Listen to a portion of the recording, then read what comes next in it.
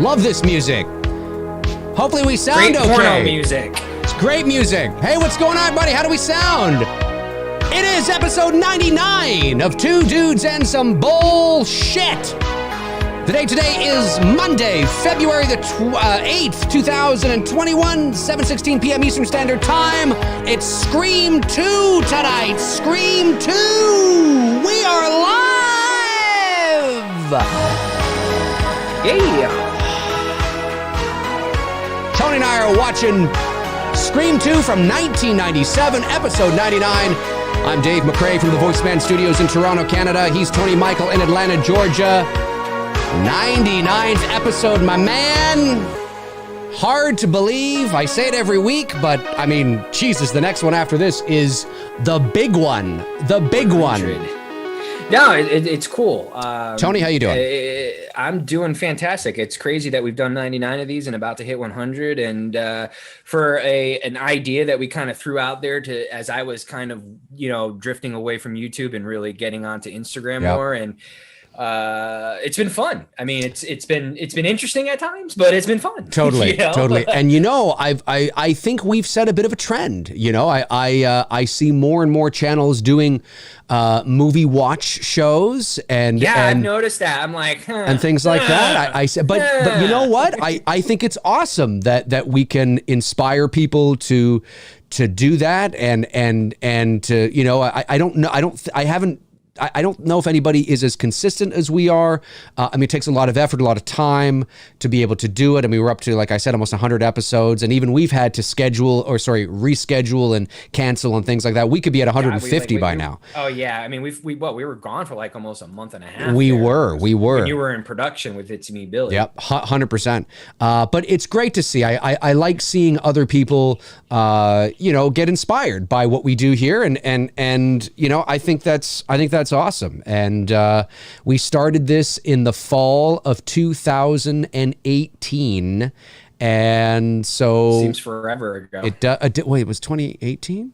Was it 2018? I think it was. It was 2018. I think it was 2018. So basically 2.5 years now we've been doing this. 100th episode coming up. We only do it once a week, and that's why it's taken us this long. And of course, with the rearranging, this long to get to 100. But amazing stuff. And it's a commitment to like you said at the beginning or before we went live that we're giving up our time to a couple hours each night to hang out with a couple hundred people in the chat room and shoot shit about whether it's horror movies or whatever movie we're doing and whatnot. And it's cool that, however many we get joining us each week, that they come and they hang out and shoot the shit with us for a few hours. I like the fact that, it took us a minute to find that kind of groove, but I like the fact, especially of the recent episodes, how, we can kind of segue off topic, but then get back on topic. So we're not sticking to the same formula of just staying on topic and talking about the movies. We're able to kind of get sidetracked for a minute and turn it into an actual podcast. And that's what a podcast is. You're not going to stay on the same topic for 2 hours. You're going to kind of drift here and there. And I've noticed that in the last, I'd say 10 to 15 shows that we've done, we haven't just stayed on topic and just talked about the movie for 2 hours. Whatever, whether something in the chat room, inspired us to get sidetracked for a minute. And that's what's cool. You know what I mean? And I think that's what I like about our show. It's not just sitting here like, well, there's Nev again in this scene. Yeah, well, it's you know what I mean? It's all about just people hanging out watching a movie. And the environment is not, I mean, obviously, if you and I were hanging out in a movie theater watching a movie, we'd have our mouths shut and we'd be, watching the movie. But it's about the idea of just friends hanging out watching a movie, and it's usually movies we've all seen anyway. So we've seen hundreds of times. So we can watch it, have it on in the background, comment on it. These aren't directors' commentaries. They're not, I mean, some movies we'll be able to analyze more than others depending on how we emotionally feel about the movie. Maybe it's a new one that we haven't seen, like Joker. We kind of went in depth on that one because it was new and it was fresh and we'd only seen it once or twice, at that point. But if it's something like Scream or Elm Street, I mean, God, what is there to say that hasn't been said already about it? And so we just like to sit down and watch it. But when we first began this show, for those of you that might be new, the show began as Tony and I would pick a movie, we'd watch it beforehand, then we'd get on here and we would go back and forth analyzing it and talking about it, which was fun. But then we found that that was becoming more challenging as the weeks went on to be able to make time to do that beforehand. So we not figured, so much challenging, but like also, well, for me it was challenging. But also for me, it just became like too showy. You know what I mean? Like I don't ever want to be viewed as a movie critic. You know what I mean? And I felt like we were dangerous. We were kind of teetering in that like area, you know, maybe in the gray area of it. And I'm glad we drifted from that and we found it through doing this, you know, because now it frees us to do whatever the fuck we want. There is that aspect of it, but I recall, if memory serves, I recall that there was a good month there where you and I were having trouble aligning, spending that time watching beforehand. Well, yeah, because we were so busy, and we finally settled on, hey, you know what? Why don't we just watch it on the show?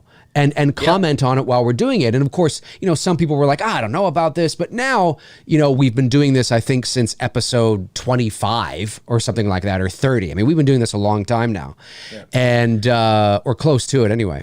And we've sort of gotten into this groove, and it's fun. It's fun to do. It is, you know. And the beauty part about it, man, is like even if we you know we'll drift away from horror for an episode like The Karate Kid or whatever. But even if we did do all of horror, there are so many fucking movies out there besides the big names. You know what I mean? We can be doing this for the next 50 fucking years because there's just so many fucking titles. I remember when it was maybe 6 months ago, maybe. I remember I received a message, and it's always fascinating how people perceive you or how people perceive the show or things like that, because I got a message from somebody. I think we were doing like Halloween 5 or the greatest Halloween of all time. Something like that. We were doing it, and somebody sent me a message and said, when are you guys going to do something else other than Halloween? So I took it upon myself. I laughed, not at them, but you know, internally, I'm like, what the hell are you talking about? So I took it upon myself, and I actually laid out every single episode we did. And I think up to that point, we were up to like 70 something episodes. And actually only 11 of them were Halloween.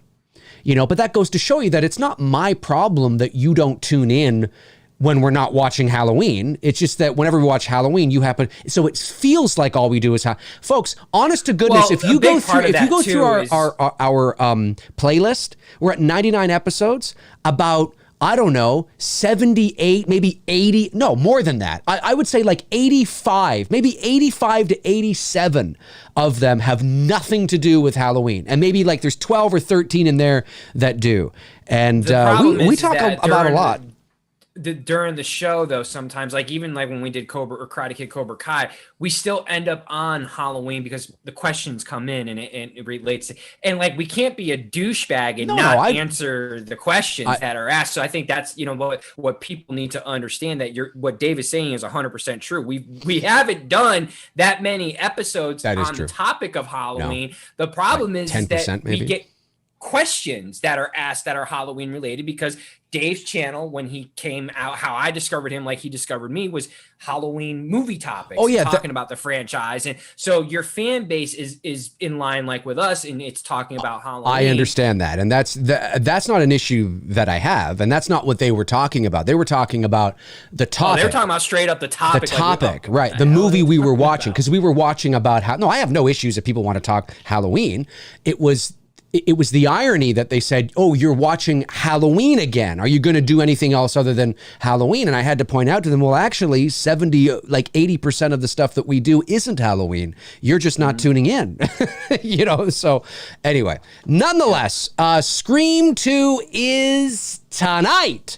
Tony and I are watching this. We are paused just about 3 or 4 seconds into the movie. The Dimension Films logo is just coming up onto the screen, and I'm watching it off YouTube. Tony, I assume, is watching it off iTunes. Yep. So let's do this. So here we go, folks. In 5, 4, 3, 2, and 1. Dimension. Oop, there we go. All right. Ooh, the Rialto. Oh, that's we have right. a Rialto Stab. in Atlanta. That's a popular It was a chain. old school chain. Yep. Yeah. Yep. Now, I saw this movie in the theater. I think I did. Same. Yeah. I must have seen this in the theater. I didn't see the first Scream in the theater, though. But I did see, I believe I saw this one. This is when Jada Pickett Smith was like all the rage. She was well known at this time. The only thing I don't like about Scream 2, and now it's in my rankings of Scream, for me, it's Scream 1, Scream 4, Scream 2, Scream 3. The beginning here with Omar Epps and Jada Pickett Smith, long as fuck. It's long. It's a good opening. I don't mind the opening. It just could have been cut Holy fuck, down. this movie's 2 hours? Yeah, well, 2 hours, but like 20 minutes of it is Omar Epps and Jada Pickett Smith here at the beginning before we finally get I didn't know. to Nev and the rest of the cast. Sorry, Frank. I didn't know this movie was 2 hours. What the fuck? Holy shit. Well, there you have it. Of course, now this is when Scream really becomes meta with the whole stab thing and whatnot. So it's becoming extremely self-aware. And they just went like freaking crazy with the cast in this, because in the movie Stab, you've got Tori Spelling, what's his name? One of the Owens brother, Wilson, not Owen, but Luke Wilson. Yeah. He plays Billy. I think Heather Graham plays Casey Becker, who was Drew Barrymore's character. So you've got a huge cast, 90s, especially if you're, a 90s fan, of a lot of popular actors from the 90s. Mm-hmm. And the thing is too, is that, I mean, this is actually, as meta as it is, there's some truth to it that this is what happens. That it's poking fun at Hollywood. Of us. Of the fans. Well, of the fans, but also of themselves, because because it is, this kind of thing happens. There's something that happens in real life that is turned into a movie. No matter how horrific it is, no matter how off limits it is. I mean, let's not forget that there was a World Trade Center film just 5 years after 9/11. I mean, It doesn't matter how horrific something is. It doesn't matter how, it's untouchable. No. It may be untouchable the day after, it may be untouchable the week after, sure. But as the weeks turn into months and the months turn into years, Hollywood, if they can make a buck off somebody else's tragedy or whatever, they'll do it. If there's a story to be told, they'll do it. And this is exactly what's happening here. There's a Stab franchise based on the Woodsboro murders. I mean, it's exactly what they do. I just noticed this now. What? That Jada Pickett Smith, just a little bit, there's a resemblance there to my buddy Bruce's girlfriend, actually. I'm going to, I'm going to see if he's noticed that. Now, maybe it's just me, but I'm kind of seeing it. The first time I noticed Jada, and she was fine. You ever see Menace to Society? Oh, not in a long time. Yeah, she was hot in that. Wasn't that really? Didn't hot. have? I didn't. They had. Is that the one that had like a really long name though? Something the Menace. No. That's the comedy. Oh, that's the comedy. No, this is the Menace to Society. It's like Menace to Society is like Boys in the Hood. It takes place in South Central. It's a drama movie. It's a really fucking good film. And Jada Pickett Smith, she was the lead love interest to the lead actor. Right. In that film. Really good film. Isn't what's her face here playing Drew Barrymore in this movie? Isn't that Heather Graham? Oh, it's Heather Graham. Oh, okay. Yeah. I was gonna say somebody else. Roller Girl. Yeah. I think this is right around Boogie Nights. Boogie Nights was it was like 96 or something. Or hey Google, what year did Boogie Nights come out? The release date of Boogie Nights was September 11th, 1997. Oh, 97. Wow, did that say September 11th? September 11th, 97, yeah. So it's about the same time when she did this film. Yeah, Heather Graham was, she always played like the same kind of ditzy character though. She was like that, the roller girl. She was also I think she was in Bowfinger with Eddie Murphy and Steve Martin, I think. Yeah, I don't think I saw that. It was it was 99, I think, because I remember I was working at a movie theater. See, like this part they could have done without, like her going to get popcorn and stuff like that. This is what I mean by how they dragged this whole sequence out between Omar Epps and Jada Pickett Smith. They could have shot the scenes in the movie, and if Omar needed to get up to go to the bathroom, you know, and where he gets his demise here shortly, that's totally cool. This again, it just dragged it. I admit, I think Wes was being lazy. He's like, listen, I don't want to do 9 minutes of filmmaking, so let's have a 20-minute opening. I haven't seen this movie in a long time, admittedly. When I watch Scream, I generally only watch the first Scream. I don't hate any of the Scream movies, but I don't love any of the Scream movies. I thought the first one was and still is, like, it's enjoyable. It was, you know, because of its self-awareness, and it was fun. It's a fun movie to pop in and just watch. I don't think it's a great film by any stretch of the imagination, but it's certainly its impact on horror at that time. It revitalized the horror genre, the slasher subgenre in the late 90s, and that cannot be understated. That is a very important. Its pop culture footprint is extremely important. But for me, I find that the gimmick wears thin after a while. It's just kind of, but I guess it's like that with a lot of horror films as well. I don't know what it is. I like the first one. I don't hate any of the rest. I don't know. I don't find myself, if I'm going to sit down and watch a horror movie, like an old school film, I'm going to pop in Freddy, Jason, or Michael before I ever will pop in Ghostface, not faced. I don't know what that says about me and my feelings on it, but I don't hate it. It's not like I loathe it. It's not like Halloween 5 or something like that. Or, you know, I don't know. Maybe it's just nothing's like Halloween 5. Yeah, that's true. That's a very low bar. But I mean, again, I'm watching it here right now. I haven't watched it in quite some time, so. Yeah, I mean, of the Scream franchise, the only two that I watched on a regular would be the first one and the fourth one. With obviously hopes of the new one coming out here too, self-titled Scream. Yeah. Not like I haven't seen a horror franchise do that before. Yeah, there'll be Elm Street called A Nightmare on Elm Street, or I could see them rebooting Elm Street and calling it not A Nightmare on Elm Street, but just calling it like Elm Street. Elm Street. Yeah. Elm Street. And the follow up to the next two Screams will be Scream Kills and Scream Ends. Yeah, that's right. Yeah. But yeah, I just like this is a pretty brutal death though. But I did watch Scream 2. Oh yeah, when he gets it right. Yeah, that's pretty brutal. It's so easy to do. Yeah. You just have him bite down on a blood capsule, and away you go. And that's it. That's it. That's it. Very simple filmmaking here. Mm-hmm.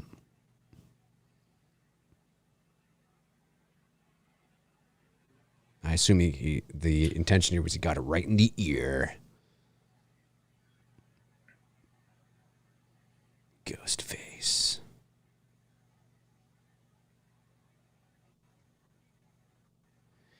And Ghostface is, maybe I'm just not maybe the mistake. I think what's, if you enjoy all the Scream movies, I think the strength of Scream, if there is one, is its gimmick, right? I mean, it's the whodunit, it's the whatever. But Ghostface himself isn't particularly dynamic, really. I mean, he's supposed to be, you know, he's not the same person. So Ghostface himself, there is no Ghostface. You know, Ghostface doesn't exist. It's just it's many different people donning just a costume. You know, so the actual character of Ghostface actually does not exist. Whereas the character of Freddy or Jason or Michael, as ridiculous as they become, Chucky, whatever, they actually do exist. It's not like there's somebody donning their outfit every film. And so Ghostface becomes a symbol then in some ways, but then so do the others as well. I don't know. It's interesting. I'm watching this now, and I find myself, my brain and the wheels turning in my head, sort of thinking about this more, and just kind of looking at this sequel here, and kind of, you know, how do I feel about this? What is it? Because I don't hate it. I don't hate it, but I don't know. Maybe. Like they're not boring movies. They're entertaining, and you can certainly kill a couple hours and and enjoy it.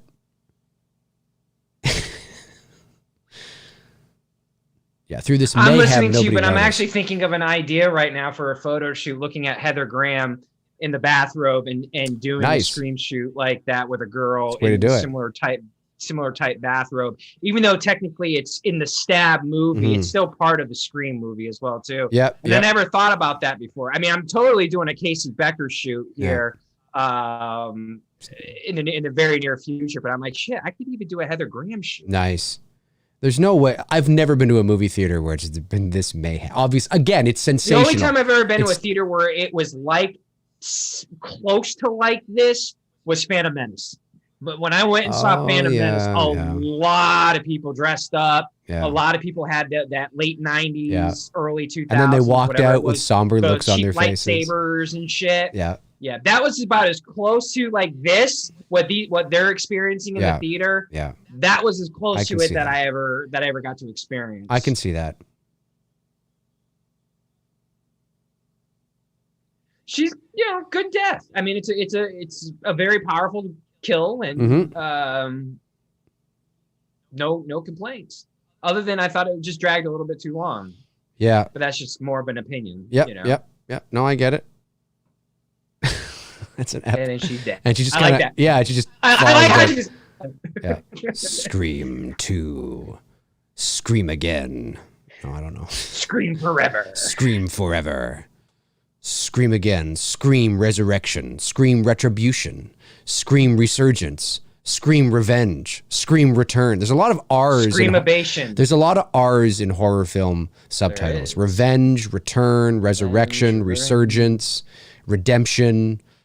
And there is that fine piece of Canadian ass. There you go, ladies and gentlemen. Yeah, we my heart's doing like what cartoon hearts do. It's like the tongue comes out. Yeah. Neve Campbell. She gives me butterflies, but in a good way. She was born in, I believe it's Guelph, Ontario, which is literally only about 40 minutes from me. I've been to Guelph many times. The caller ID box. I know. I totally remember that. Remember that? Caller ID? Yeah. And this is just to show you now that she clearly has caller ID because she feels safer with it. Not that you couldn't not star 69. What was it? Was it star 67? Call block or something? Callback? Yeah, one of them was like star 69. Star 69 was to know the number that called you. Yeah. And then I think star 67 was to block it or something. Something like that. A lot of girls had their hair cut like that in the 90s. Especially late 90s. Television. Yep. The short hair. Yep. A lot of girls in high school were doing this at this point. Like this was like what, our junior year? 97? Yeah, this was our junior year. This was the year Titanic came out too. Hey, you see that? Or it was in the Titanic run, whatever. Yeah. Oh no. Titanic was released in December 97. Yeah. That sweater there is very Freddy Krueger-ish. Hanging on the door. You know Wes. He's got to get those Easter eggs. 100%. It's not a Freddy Krueger sweater at all when you look at it, but it is in the same realm. Totally. It's kind of a wink. It's a wink. 100% it is. It's actually blue. It totally is. It's blue and instead red. Of green. Instead of green. But it absolutely is a nod to Freddy Krueger. 100%.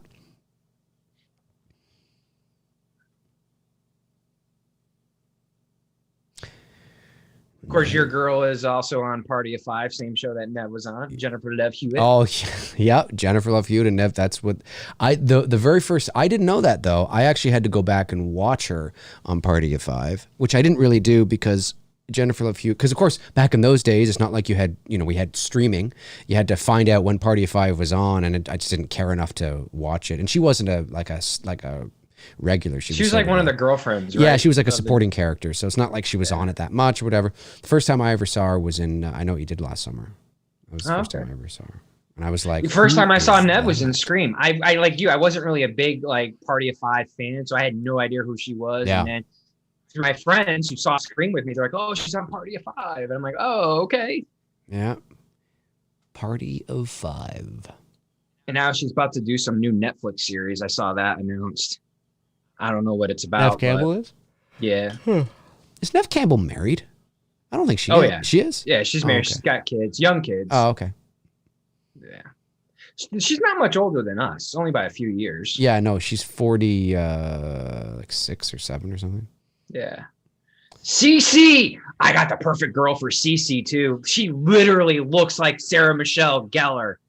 Like legit looks like we're just cool. She's married and she's got a couple of kids, so her schedule, it's tough but we've been trying to work out doing this shoot at this location that looks like a sorority house. Nice. Sarah Michelle Gellar. Buffy, yeah, she was. I like this dude. Buffy was big. His name, and he was Jamie in Kennedy. No, not Jamie Kennedy. This dude. Oh, I don't know. Oh, his name. Is that? He was in The Crazies. He was also in like a cop show here too, on FX. Isn't that what's his face from fucking Dawson's Creek or whatever? Oh, that's Joshua Jackson. Jackson. I don't want to wait. God, this sounds like us debating movies and shit. No. And what's funny is that this is supposed to be. That's what I love, the self-awareness. Like looking at what everybody's wearing there. It's not like fashion's changed that drastically, but looking at but I definitely dress not like Jamie Kennedy, but like how Joshua Jackson's dressed. Those types of sweaters. Yep. My friend Brian dressed like that. I was more like. Let me see here. Maybe the guy you were talking about earlier. Not Jamie Kennedy. I never wore shirts like that. God, we should do the Terminator one night. Come on. NT2. And Predator. We got to do Predator. Yeah. Predator. Come on, Dylan. Come on, put that cookie down. To the chopper. I'm here. Come on. Do it. I'm here. Come on. So this sounds like us. They're debating on which sequels are better. And, they're talking about, Randy's playing the typical Dave, how sequels ruin franchises. I can tell you right now, though, without even knowing much about the Scream 5 plot, that, and again, this is not... You think it's going to be like Halloween 2018? Well, this is not rocket science, though. Like, when you know what, like, Scream aficionados out there will know that the series, whether you like the series or not, they do a good job at poking fun at where horror movies are at that time and what the the rules are and the rules to sequels and this kind of stuff and so it would be surprising. I wonder if they're gonna do like poking fun of retconning timelines. Well, I think so. I'd be surprised if they didn't. I'd be surprised because Scream is self-aware. So you're right. Well, and that's why I think Scream. It's oh God, what's his face there? Oh my God, Vern. Well, I'm thinking, what's his name from Stand By Me? Vern. Yeah. But the is it Jerry O'Connell? Jerry O'Connell, yeah. But the thing is that I and again, I don't know this for a fact, obviously, because you don't want to be too self-aware. That's the thing too, is that Scream isn't a spoof movie. It's not. I've often said it's spoofy. But the Scream series it's not like Scary Movie or Naked Gun. It's not a spoof, but it's self-aware. And it does poke fun at the tropes while also maintaining a certain level of seriousness. You got to take it seriously to some degree. And so when it comes to Scream 5, I'd imagine that they would follow the same suit. What is the pulse of the horror industry today? What is common in the industry today? Have the rules changed? Have the rules evolved? And very much like what Scream 4 did in 2011, and what I have no doubt that Scream 2022 will also do. But I just don't know if it's tiresome already. I don't know. I have, I hope they prove me wrong, but I'm skeptical. I'm skeptical. And it's not because you just know the fan of the no, it's not that at all. It's not that at all. It's just that I see things for what I believe they are. And I mean, let's be honest, right? Like I've often said, most horror movies are not very good. Most, not all of them. There are some great ones out there. And most sequels by the 4th or 5th or 6th or most are tiresome. Most don't stand up. They don't add up. They don't hold up. They aren't, most. And so, there's a little bit of that. What are they going to do here that's going to feel fresh and new, not shoehorned in, and revitalize the franchise without entirely redoing the DNA? Because Scream has a certain DNA to it, but is it, does it have, I don't know. I don't know. I will say, of all the 4 films, Courtney Cox looked the best in this one. That's just to kind of make it lighthearted for a second. No, I know. I just find it she funny. Looks good with the red stripe, and, like short hair, and yeah. She looks on point for this one. But yeah, I mean, I'm not a big Courtney Cox fan, but she did look good in this. And I don't mean that in a like. I mean, I loved her. She's funny on Friends. You know what I mean? Like, I don't mean that in a negative way. No. You know? Oh, screw it if anybody says that. Jesus. What do you remember when she was dancing with Bruce Springsteen? She looks great in that. The Dancing in the Dark video. Yeah. Dancing in the Dark. That's a great tune. Jamie Kennedy. Did you know that Jamie Kennedy and Jennifer Love Hewitt, I think, dated for a little bit? You know, he's got like a YouTube channel now, and he was like sharing some like backstories of how he got cast and into Scream and whatnot, and it's interesting. He's an interesting character. Yep. There she is, the Noxzema girl. Oh, totally, Rebecca it is her Gayheart. too. Yeah. She's not the one from Urban Legend, is she? No. Yeah, she's the one from Urban Legend. Urban Legend, yeah. Yeah. Wow. She's mostly known for that and the Noxzema girl, and she was Jesus, I'm drawing a blank. Dylan McKay, 90210. She was his wife.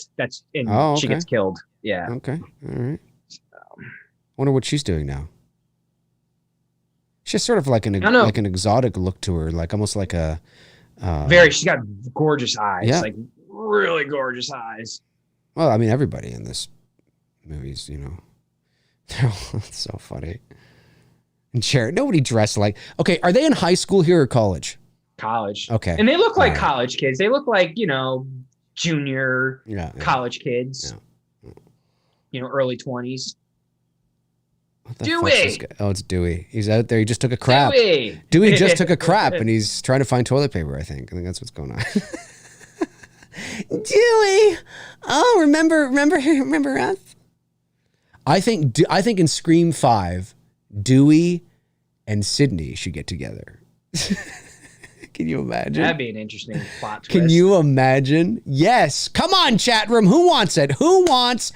I still like the. I still like some of the fan theory ideas. I will say that some of them are interesting as far as Matthew Lillard coming back to play the killer, like that he doesn't technically die from the TV falling on his face in the original film. Do you think he's going to come back? I mean, I know there's rumors. I don't think he's going to be the killer. I mean, the ideas that fan theories have thrown out there for him to come back, I'm totally on board with. I think it's cool, but I don't see the studio going in that direction. If they surprise us, I won't be disappointed, depending on how the execution of it goes.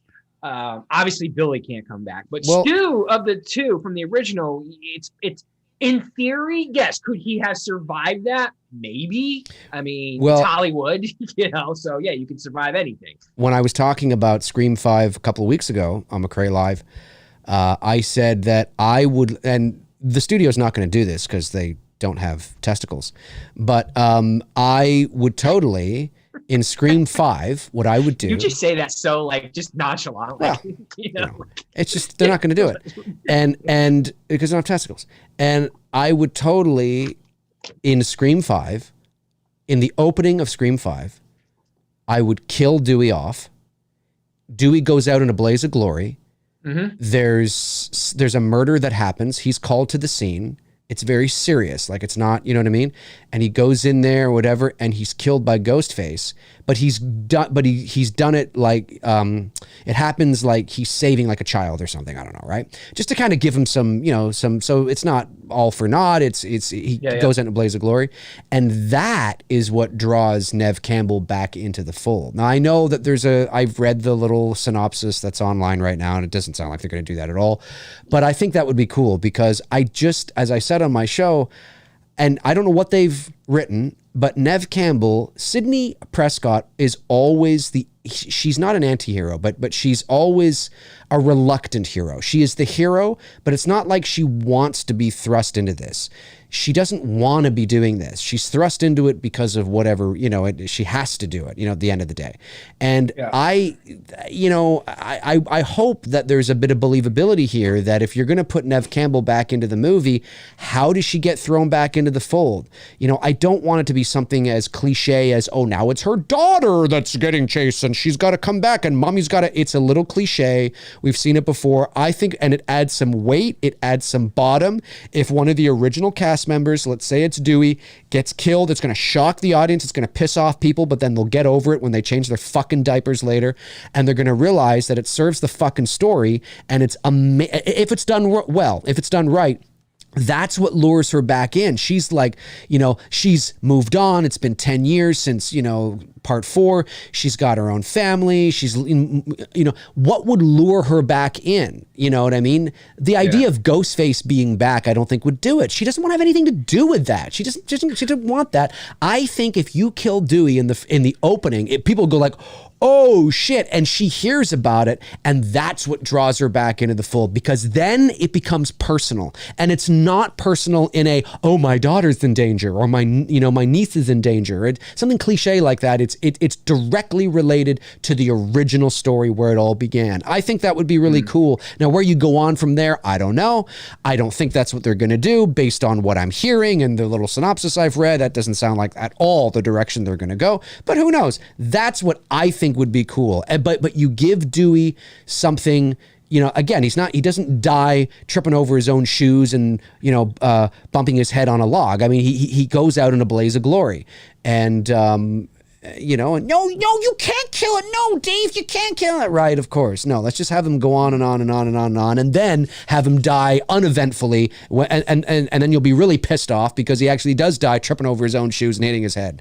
When you have an opportunity to send a character off in a blaze of glory that means something to the story, that makes the story stronger, that makes his character stronger, that makes the mythology stronger and the symbolism of his character stronger, and what it means to the larger arc and narrative and stuff, you take it, man. You take it.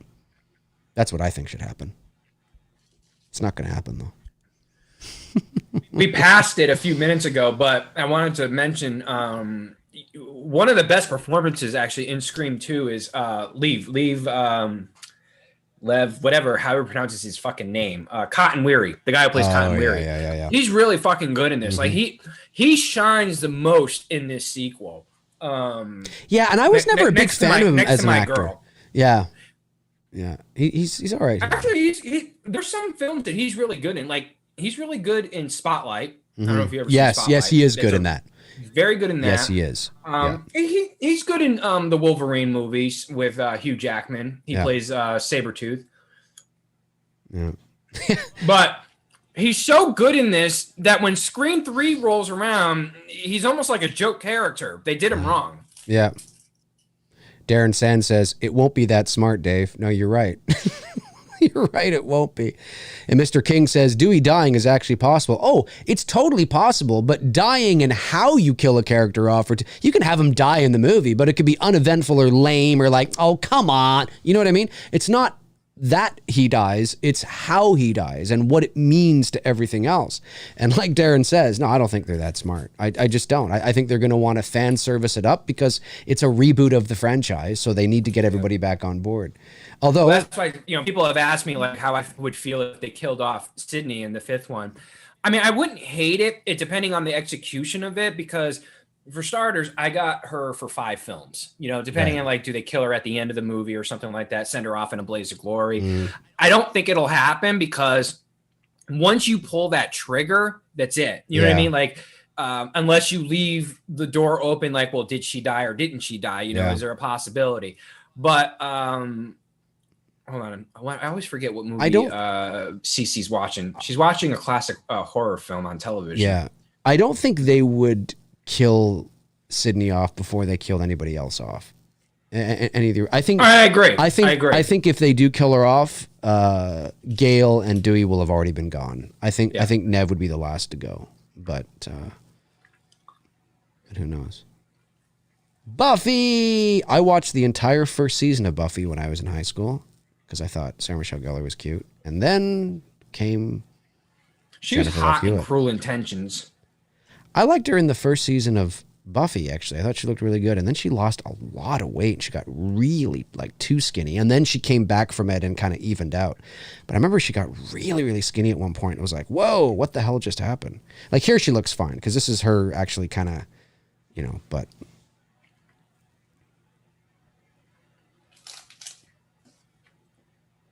Now, H2O has Scream 2 on the television. When the girls were in the dorm room. I know. That was, I think that was their little wink. Nosferatu. That's what she's watching. Or eventually flips to in the station. That's right. Yeah. I couldn't remember what film she was watching, or eventually she gets to on her television. Somebody asked me the other day. Why did I say that? Somebody asked me one time, why in Scream didn't Wes Craven just put Elm Street on the TV instead of Halloween? And that'd be too meta. Yeah, and I said, he said this too, but I would have said it even if I didn't know that Craven said it. It because Craven's the director of the movie, it's too self-indulgent. You know, it's too pat on the back. You know, it's you know, he doesn't need to do that. You know what I mean? It's a little too showy. You know, and sure enough, that's basically what he said too. He's like, yeah, no, I'm not going to put my own movie in my own movie. That's a little tacky. Yeah. Brooke, Nosferatu, she asked that with a question mark. It's the movie that Cece eventually flips to and it becomes on the television. And it's one of the very first horror films. It's not the first. I think Dr. Caligari. Before Dracula, I think, isn't it? Or it's before Dracula. Yeah. It's a silent film. Yeah. It's one of the first vampire films for sure. Yeah. It's iconic. It's legendary. Yeah. If you're into old, you know, early 1920s horror, that silent film, it's just the makeup that was done on the actor who plays the vampire in the film. It's one of the best makeup jobs you ever seen. And the cool thing about the movie being and we ought to do that one night, you know, it's a silent film, you know, so you got to keep that in mind. But even though it's a silent film, it doesn't take away from the fact that there's no dialogue. It's just because it's so beautifully made, in my opinion, anyways. Yes. I have that movie, by the way. I'm thinking of the other one, not Nosferatu.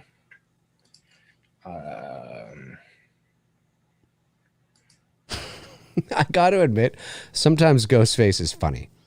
And I don't think that's the intention, but sometimes it's kind of funny watching him in the background go, oh, I know, right?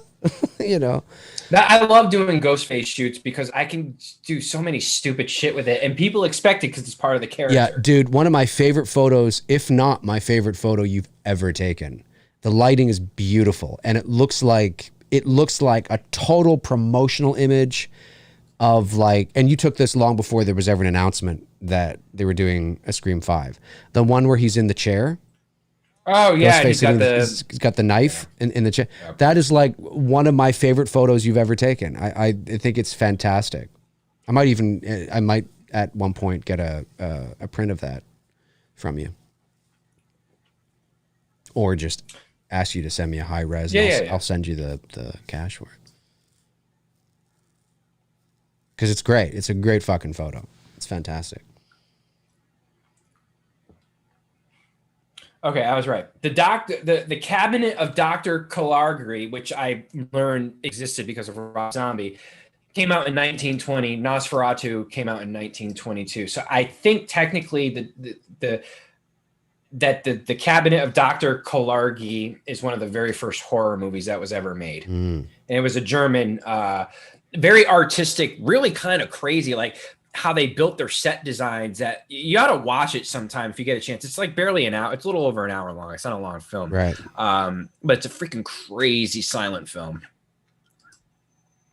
And of course there's Lon Chaney's Phantom, which is iconic. Oh yes.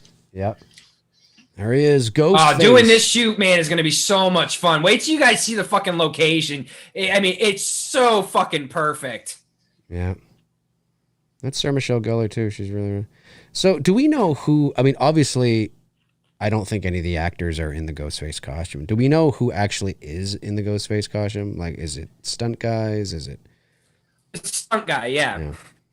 I mean, like even Matthew Lillard and what's his name, Skeet, said that there's like only one scene where they threw on the costume. Yeah. You know, the rest of it is stunt guys. Ooh, stabbing in the back. Poor Michelle Gellar. Or Sarah Michelle Gellar. I mean. Whoa! Oh, the classic over the railing. Buffy. The classic. Ooh. Won't be killing any more vampires. That's like... Well, here comes that iconic late 90s pop rock music. Yeah. Homie doing a keg stand there. You ever done a keg stand before? No. I've never done a keg stand. I've done a funnel. I've done a few funnels in my time. No. I did a keg acrobat. It's where you do you do a couple of backflips right into the bowl or into the keg, and then they no, I don't know.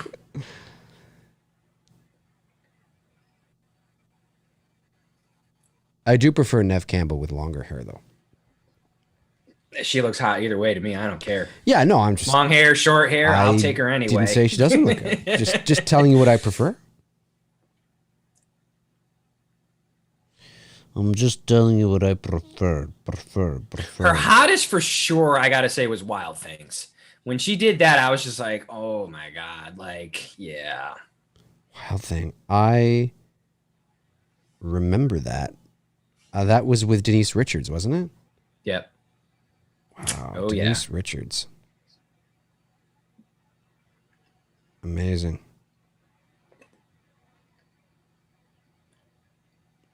Denise Richards. Just looking at all these messages that are coming in here.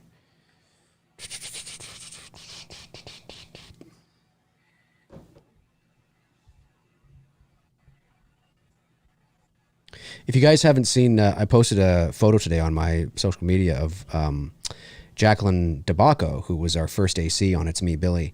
And she's a big horror fan. And she's not just a big Black Christmas fan, which she absolutely jumped at the opportunity to do the film, but she's a big Michael Myers fan as well. And the two photos I posted, if you look at the first photo, she's wearing her mask, obviously, and she's got Michael's face on it.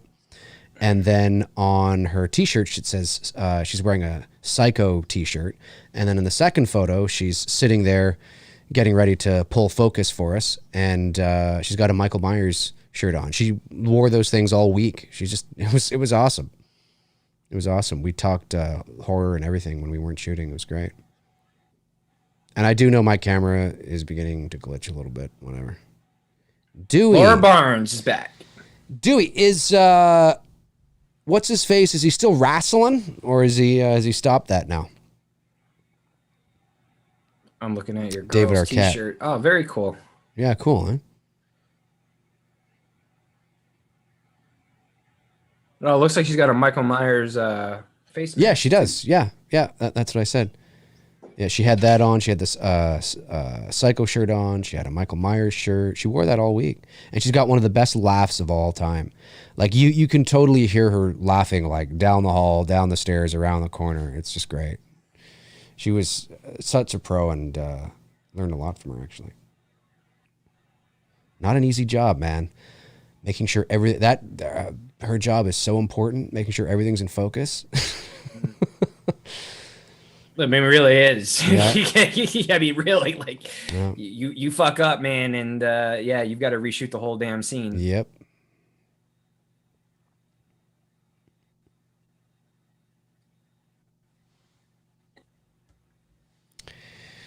Of course, she just would pick up a phone in a sorority house that she doesn't live in, and of course. Of course. I believe that. Why would you pick 100%. Up 100%. Yeah, I don't believe that, but it works for the movie. Hello, Sydney. Hello, Sydney. Such an iconic line. Remember That's what me. I mean. It really is one. When you think of like lines in horror, Hello, Sydney is definitely up there in one of the most iconic lines in horror movies. Roger Jackson, I believe is the voice actor's name.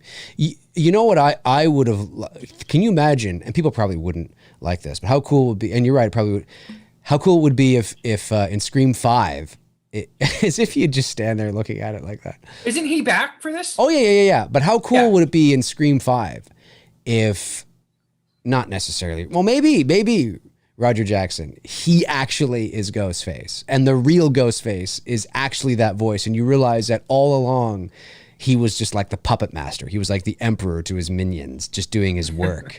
And he comes out. A little saw there going on. Yeah, that's what I'm talking about. Of course, people wouldn't like it. They'd be like, no. But Ghostface isn't anybody. Anybody can be Ghostface. That's why it doesn't matter. Anybody can be Ghostface. It's not like a girl. It doesn't matter. It doesn't matter. That's why, why wouldn't you entertain the idea of the voice? I know the voice I know throughout the series, the voice that you hear is supposed to be their voices through a voice changer. I get that. But what if it wasn't? What if they could spin a story somehow that was totally believable and every phone call you heard was actually a real guy, somebody really out there that wasn't doing the kill? Like Manson got, people to do his killings. This guy was getting them to, and then finally he decides to come fuck that shit. Now he's coming out of the woodwork and he's going to fucking do, I don't know if Roger Jackson would be the right guy to put in the costume. He's a little stout, but certainly. Well, this is going to get Dave on going here. Edwin Sordo says it could be Trump. Trump could be Ghostface. Trump could be. It's true. I'm Ghostface. So how would Trump say hello, Sydney? Trump would be hello, Sydney. It's Trump. You're the best. I just want to say you're great. You're amazing. I love you. It's great. What's your favorite scary movie? What's your favorite? What's my favorite? That's what it really is. What's my favorite? Right? What's scary my movie?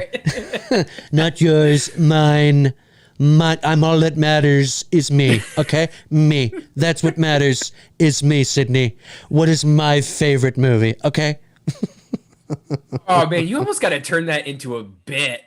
I mean, for real, dude. Like you almost got to make that into like a movie bit where. Well, what I could just do it. I could take a clip from any of the Scream films and just that's dub true. You in, could and just dub in Trump's voice and make it sound like it's over the phone.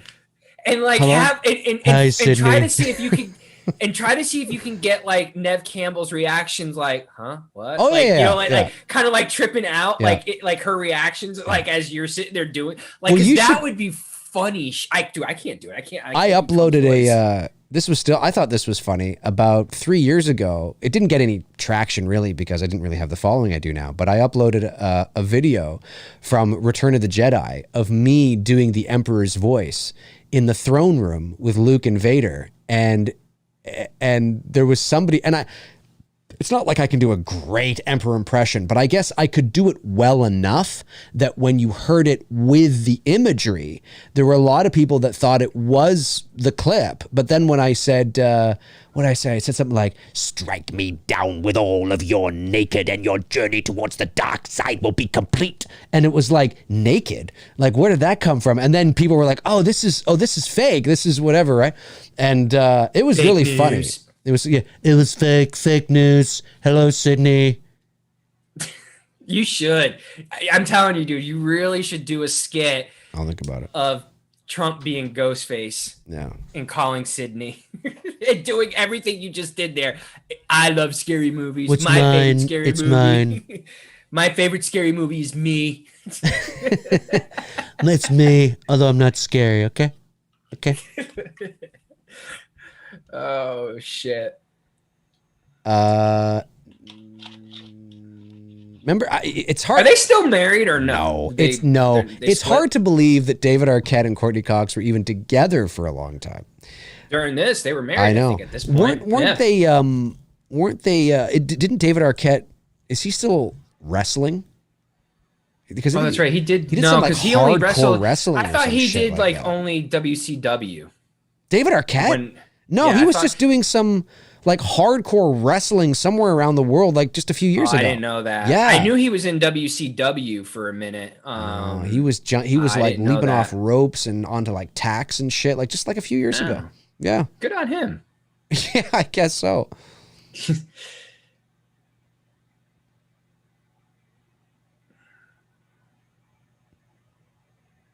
Jerry O'Connell. Got that preppy hairstyle going. Vern.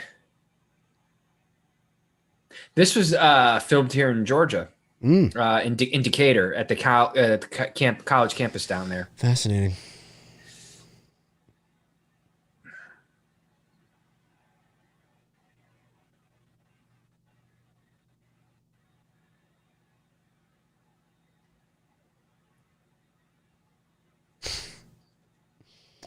Neve Campbell. She always plays, well, I wouldn't say she got typecast, but she yeah. She was in The West Wing. She was. She was also in House of Cards for a season. I mean, sorry, House of Cards, not West Oh, Wing. you said, okay. I didn't know if she was in there. Yeah. No, I mixed the two up. House of Cards. Thank you there, Courtney Cox. All right, Dewey. What's his last name in the movie? What's his last? Deputy Dewey. What's his last name in the movie? Like, what's his full character name? Dewey Dudley? I don't know. You know, I don't even know, or maybe I do know, and I'm just not thinking of it. His sister's name was Tatum. That was played by Rose McGowan in the first film. Oh, that was his sister? Really? See, I got because they remember Sydney spends the night at their house. Yes, yeah. Fan. It's just been a microsecond. Timestamp is 4603. Timestamp. Riley, Tabitha Short coming in the clutch. Riley is the last name. Wait, what's the timestamp for you? 46. Oh, yeah. 15. Yeah. Okay. 16. I thought you said 36 for a minute. I was like, whoa, we're we're way 10 off. minutes apart. Holy shit. What just happened? And anytime I see this actress, I can't help but think of she's Roseanne's sister. Yeah. And forever. She's Roseanne's sister. She's Jackie. She's and no matter what I see her in, she's Roseanne's sister. But you want to know why too? Is that she plays somebody who's neurotic in this movie too.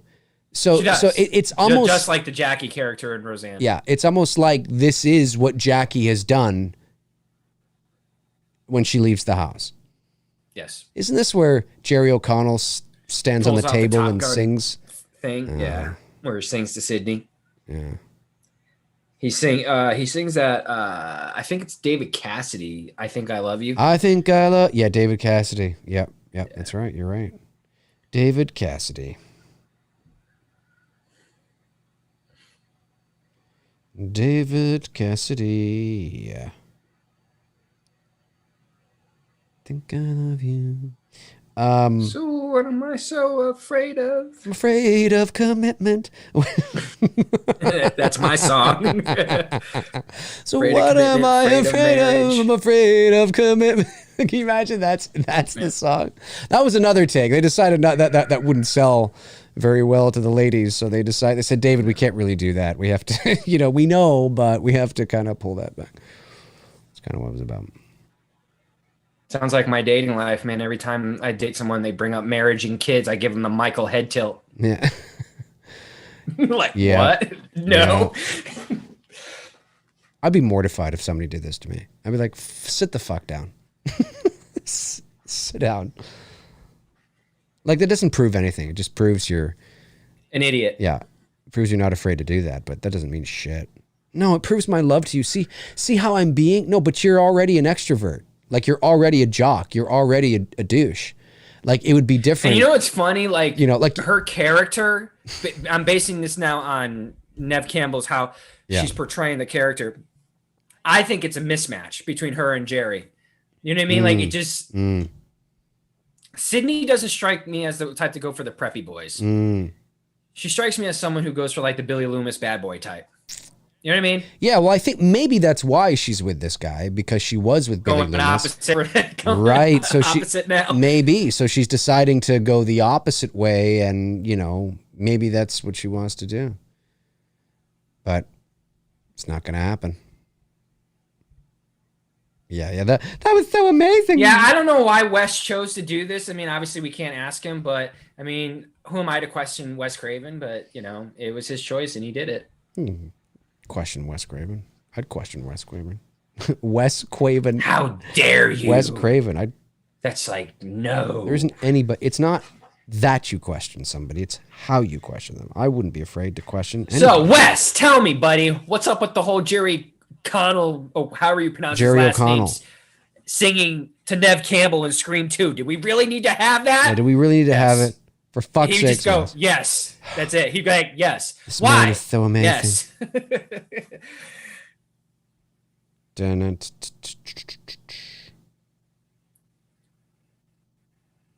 This is the Tori Spelling scene, right? Yeah, there she is. Oh, Donna Martin. Spelling. Good old Donna Martin. The movie where we... Again, when I see her, all I see is Donna Martin. I don't see any other character. The house where we shot It's Me, Billy is a house that is used quite a bit for different TV shows and movies and stuff. And about 10, 12 years or so ago, Tori Spelling shot a Hallmark movie or a horror movie. Maybe it was a horror movie. I can't remember. At the same house where we shot It's Me, Billy. And I remember when the owner was giving us a tour of the place, he said, and this is where Tori Spelling had her sex scene. And we were like, oh, well, that's good to know. On 90210? No. Where we shot It's Me, Billy, the house that we used. I heard that. Yeah. It's used, that house is used a lot in TV shows. Oh, okay. She filmed like a horror movie there or something about 12 or 13 years or so ago. And there was a sex scene that was shot there. And I remember going, oh, that's nice. That's nice. You can still feel, the remnants when you walk through it.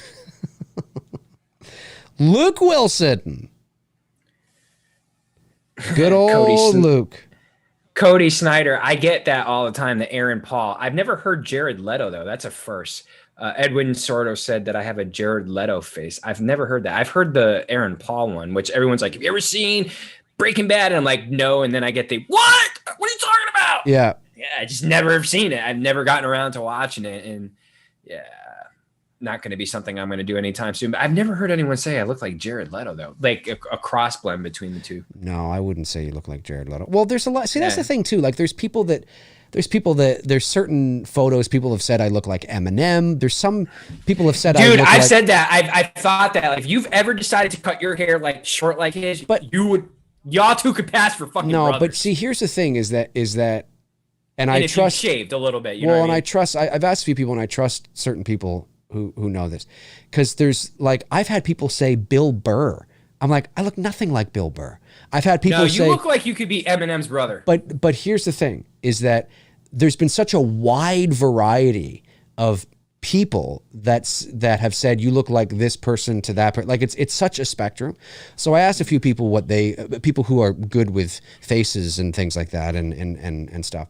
And they said, and it's true, I can see what they're saying, is that people say you look like this person, but it's not that, and people often say that as a blanket statement. It's not that you look like that person. It's that you have you have the same chin as that person, or you have the same jawline as that person, or you have the same, in that photo, you have similar eyes because of the light, whatever. So people just go, oh my God, you look like so-and-so. Like, just face it, Dave, you're the real Slim Shady. It's what it is. It is. But I mean, first of all, I'm brown hair, blue eyes. Bill Burr is a ginger. You know what I mean? Like, I mean, he's the comedian, right? Yeah. And he's bald, and I have a full head of hair. Hey, you know what I mean? Nothing wrong with being bald. Oh, well, yeah, there is. But and maybe, but also I think maybe it's sometimes my theatrics, the way that I say like, I can get really theatrical like Bill Burr does. And you see, I think, whatever. And there's maybe I have the same ear as him or something. I don't know.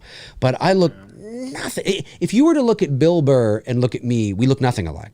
Eminem, there's certain moments maybe. If your hair was cut short like how he does, and if you cleaned up the beard, I think I could see.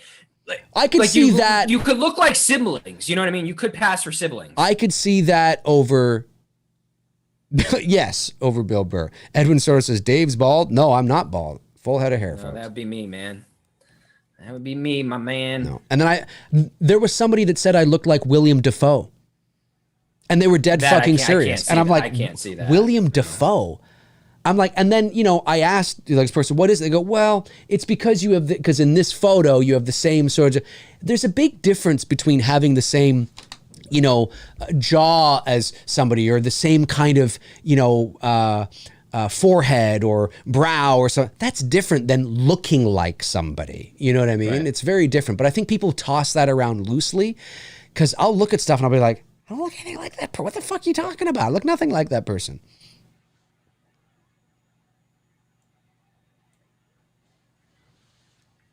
Oh, the eyes, I guess. No, he wasn't joking, DMT. No, he wasn't joking. He was dead serious. About what? About me looking like William Dafoe. He wasn't joking. He wasn't joking. Did you do like a facial expression? I don't know what it was. Maybe it was something like that. Maybe it was something, an expression I did or, but yeah, it's like, what? I don't know. I look like Jesus, so whatever. You do? Well, you are Jesus. I mean, No. You levitated. I don't want to get struck down by lightning. You're not going to get struck down by lightning. You levitated into the room. I saw it.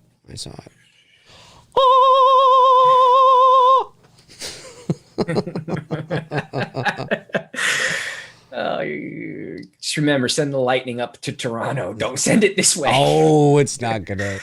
Look, listen. Jesus is fucking. Hey, what is that? What is that? I mean, I know we do super chats at the end, but what is that dollar? That's euros, I believe. Euros. Okay. Yeah. Sean Sheridan sends in 20 euros. Thanks, buddy. Says, hi, Dave and Tony. Big fan fave, Halloween 4, thoughts on Cruel Intentions, John Carpenter's Vampires, Dumb and Dumber, Murder by Numbers. Thoughts on all these movies, buddy? Dumb and Dumber, Murder by Numbers, Scarface, The Mist, Meet the Parents.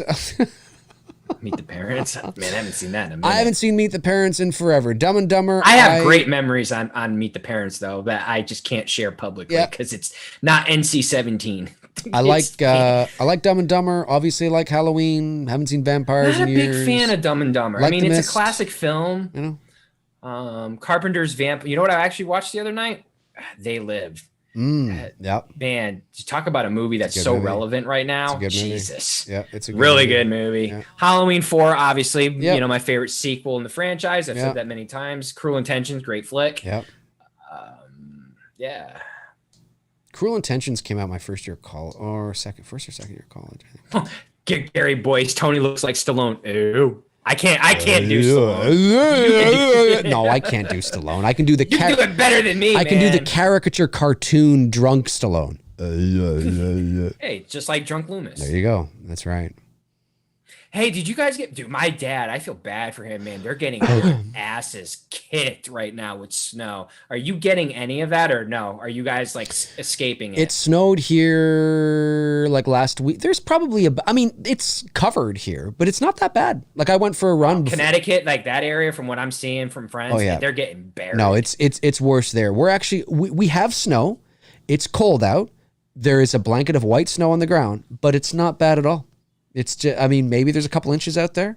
It's not bad. Okay. So you guys are not getting like what Connecticut and the Northeast is getting. They're going to get hit with another nor'easter this week. Fuck. They just got a nor'easter and they're about to get hit with another one. We might get it.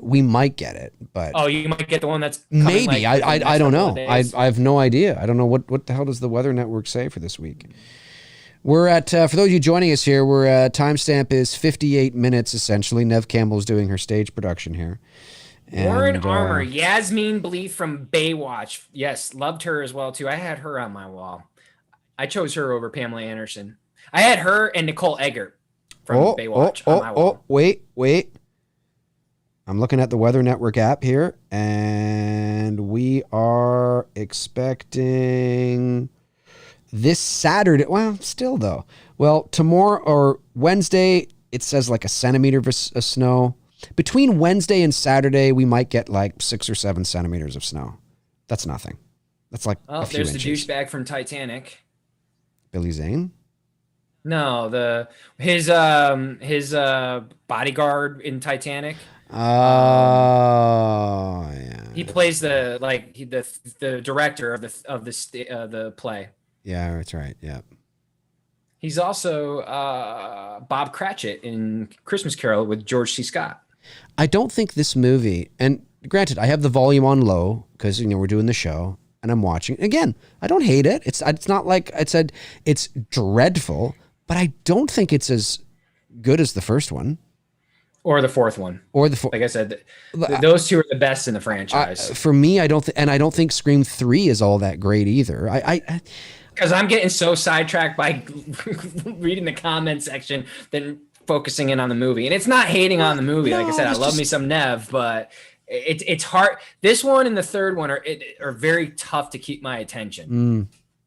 Unless Nev's. Well, you also like that girl that's in 4 too. That. Oh, fucking Kirby. Oh, go. Yeah, man. God damn. That's what's keeping your attention. Hayden. I forgot her last name. Penna, whatever. I don't know. Oh, yeah, dude. You can bounce a quarter off that ass. I'm telling you, she's just fucking hot. I mean, yeah, like, I think that was the first time I ever, like, I saw her and I was with a friend of mine. Like, how do you not know who this chick is? Like, because I don't really pay attention to pop culture stuff. And I guess she was like really popular on some show or something. I don't know. And I didn't know who she was. But when I saw the movie, I was just like, what the fuck? I think Scream works. The first Scream.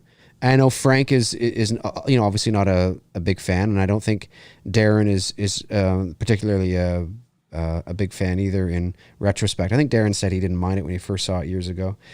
But I think the first Scream is it's a whodunit spoofy, poking fun at the horror movies. I mean, it did what it was supposed to do, and it did it fairly well. But I don't think and it's not that they haven't figured out ways with 2 and 3 or to write some smart things in here to keep it going. But I just don't think it requires this seems kind of extraneous to me. Yeah. I mean, I understand it now. They're poking fun at sequels, and yeah, I guess, I mean, that is something that you could totally do, because if there's one thing the horror genre is known for, it's known for, I mean, not every horror movie, of course. There's probably a lot of most horror movies probably don't have sequels, but certainly if a horror movie does really well, you can almost be guaranteed that it's going to spawn a franchise and have like 10 sequels. This came out like what, less than a year after the first one? Yeah, it did, and so I mean, like it's not bad. It's just I don't know. I'll have to think more on it. I don't know what the word is or what the right thing would be, but I'm not. Yeah.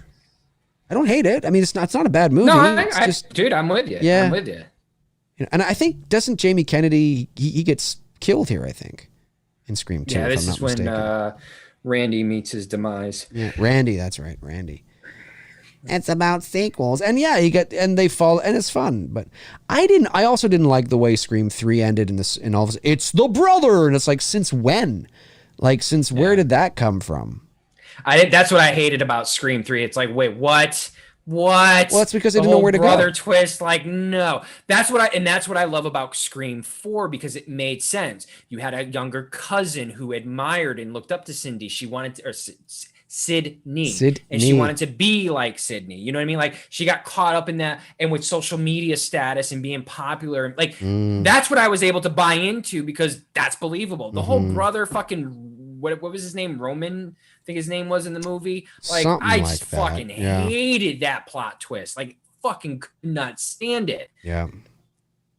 Dude, like, when we get to Scream 3, that's going to be a fun night, let me tell you. Yeah.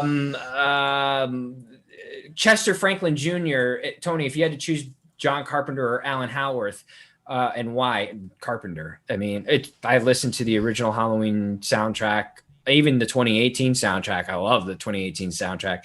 I like what Howarth did in Halloween 4 more so than what he did in Halloween 2.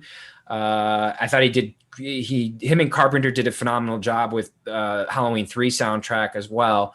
But overall, because with Carpenter, there's more to Carpenter. There's, people forget. I mean, yeah, Halloween is a great score, but he does The Thing, he does Escape from New York, he does They Live. A lot of his shit and the synthesizers and what he does with electronics is really fucking cool. So yeah, I got to go with Carpenter all day. But I mean, Howarth was Carpenter's sound engineer on the original Halloween. Yeah. So he's been with Carpenter pretty much since the beginning, you know what I mean? And then he took over the reins after Carpenter went and, decided to do something else. So I don't think you can really choose between the two, but I mean, if you were, Carpenter's done more scores, to different movies that are for horror fans, I should say, anyways, that are iconic within the industry. Did he do the Christine soundtrack? I believe he might have. Yes. Because it has his sounds, it has his fingerprints all over it. So yeah. No, for sure. Yeah, that I think I had that in my hand too. It was pretty fucking cool. That original recording. The original recording of the Halloween theme. Like the original, not like a copy. I have on like the vinyl. No. I mean like the reel to reel. Like the real. Well, that's on the vinyl. That's on the vinyl because it was printed in '79. That real. Oh no, you're talking about like the real. Like when they made it. When they made it. Yeah. Like, when I was, I've told this before, but when I was hanging out when I was invited over to Mickey Yablon's house to have. You should have just taken it and I should have. the box back empty. I should have. I had dinner with myself and my girlfriend had dinner with him and his wife and his son Jack. And I think his son's name's Jack. Yeah. And I gave. Do you remember when? Look at that fake blood. That's awesome. Bye, Randy. Do you remember when? Was it Fright Rags released the Halloween trading cards? Oh yeah, they did do that. Didn't you get those? I did, and I got doubles of Mickey as Richie in the movie. Okay. And so I put one in a plastic case and I took it with me to Los Angeles and it's kind of a weak scream there, Courtney. It was weak. I agree. Very weak. I mean, that was a weak scream. It was a horror movie staged scream. That's what that was. Yeah. And when I went over there, how do you feel about Randy getting killed off? Not to interrupt you before we get too far away from the scene. Were you cool with that? I would have liked to have seen him to the end. I think that's what I've always thought that too. Like I thought it was too early to pull the trigger on that. Like I think he should have been killed off at the end. I've always wanted to ask you that question, and it was one that just kept skipping my mind. And I think maybe that's how you open Scream 3. Killing Randy off. Yeah. Like he survives, but he gets killed. He gets killed in Scream 3. I think maybe that's what happens. Because then that could be the whoa shit. You know what I mean? Yeah, like I thought that was too soon to pull the trigger on that. Yeah, because I think his knowledge of horror movies and then his knowledge of sequels could get him through the first and the second one, but not the third one. You know, maybe something like that. I don't know. But so the trading cards and the reel to reel. Oh yeah, so we went over and we were having some wine and we were sitting there and I gave him the trading card and he was like, "What the fuck?" He's like, "I didn't know I had a little trade." I was like, "Yeah, it's great." He's a great guy. Him and his wife are amazing people. That must have been so cool because, like, I mean, I have it on vinyl, so I have that recording, which not many people have. That recording, which you've often talked about with the extra kick drum and everything. Yeah. If you've heard it, you know what the original score sounds like. Yeah, the original doesn't have the kick drum. I'm sorry. Thank you. Yes, that's what I meant. Yeah. So anyway, so the fact that you got to hold the master cut of that's pretty cool. It is pretty cool. He excused himself from the table. This is after dinner, and he went upstairs and he came down and he had a bunch of stuff. And there's a video on my channel. If you YouTube Dave McRae Halloween recording or reel or original, whatever, I'm in the thumbnail holding it, I think. Yeah. And he busted out. And well, first he gave me an original shooting script of the movie. Like full on, like, 90 pages or whatever. Did it have notes and shit on it? I don't think it had notes, but it was the shooting script. So it was, excuse me, sorry, not the shooting script. Kind of. It was like the shot list, but also, the shooting script. It's more of the shot list. So it was going through the different shots I have. I have photos of it somewhere on my social media. And that was cool. And I was going through that and I was like, well, I didn't know that Judith's original name was, I think Susan, or something like that. I'll have to double check, but it wasn't always Judith. Susan. Yeah, it was something like Susan. And I'm like reading this. I'm like, oh, that's like shit that I bet you a lot of people don't even know. I have the original thing in my hand. Judith something or Susan, like that. It actually works either way. It does. Susan Myers, Judith Myers, either name works. Don't quote me on it because I'll have to go back and look at the photos because I still have those photos. But dude, you need to make a 2-hour video next, Susan Myers. You're right. I should. And then he busted out this little square box that it said John Carpenter, such and such. I took photos of it again. It's somewhere. And And he opened it up and he says, this is the, you know, the original the original recording of the Halloween theme. Did he would have had, did you play it or? No. He didn't. No. I doubt he'd even want to play it just in case something happened to it, even if he could play it. Yeah.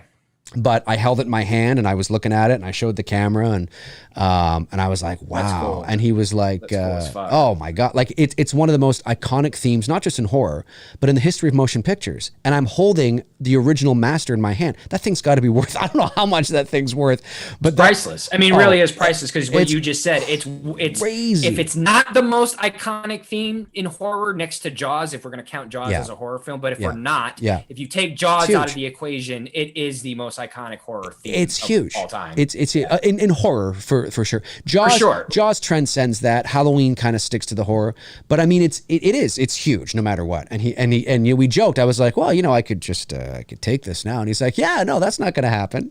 And I'm like, yeah, that's worth a lot. That's great. But they were so nice people, and we did. But you know what though, we didn't. I mean, we talked a little bit about Halloween and whatnot, but more so like, you know, the 2018 film, what he thought of it, and you know, what his dad thought, because obviously his dad is Erwin Yablans, the you know, executive producer, or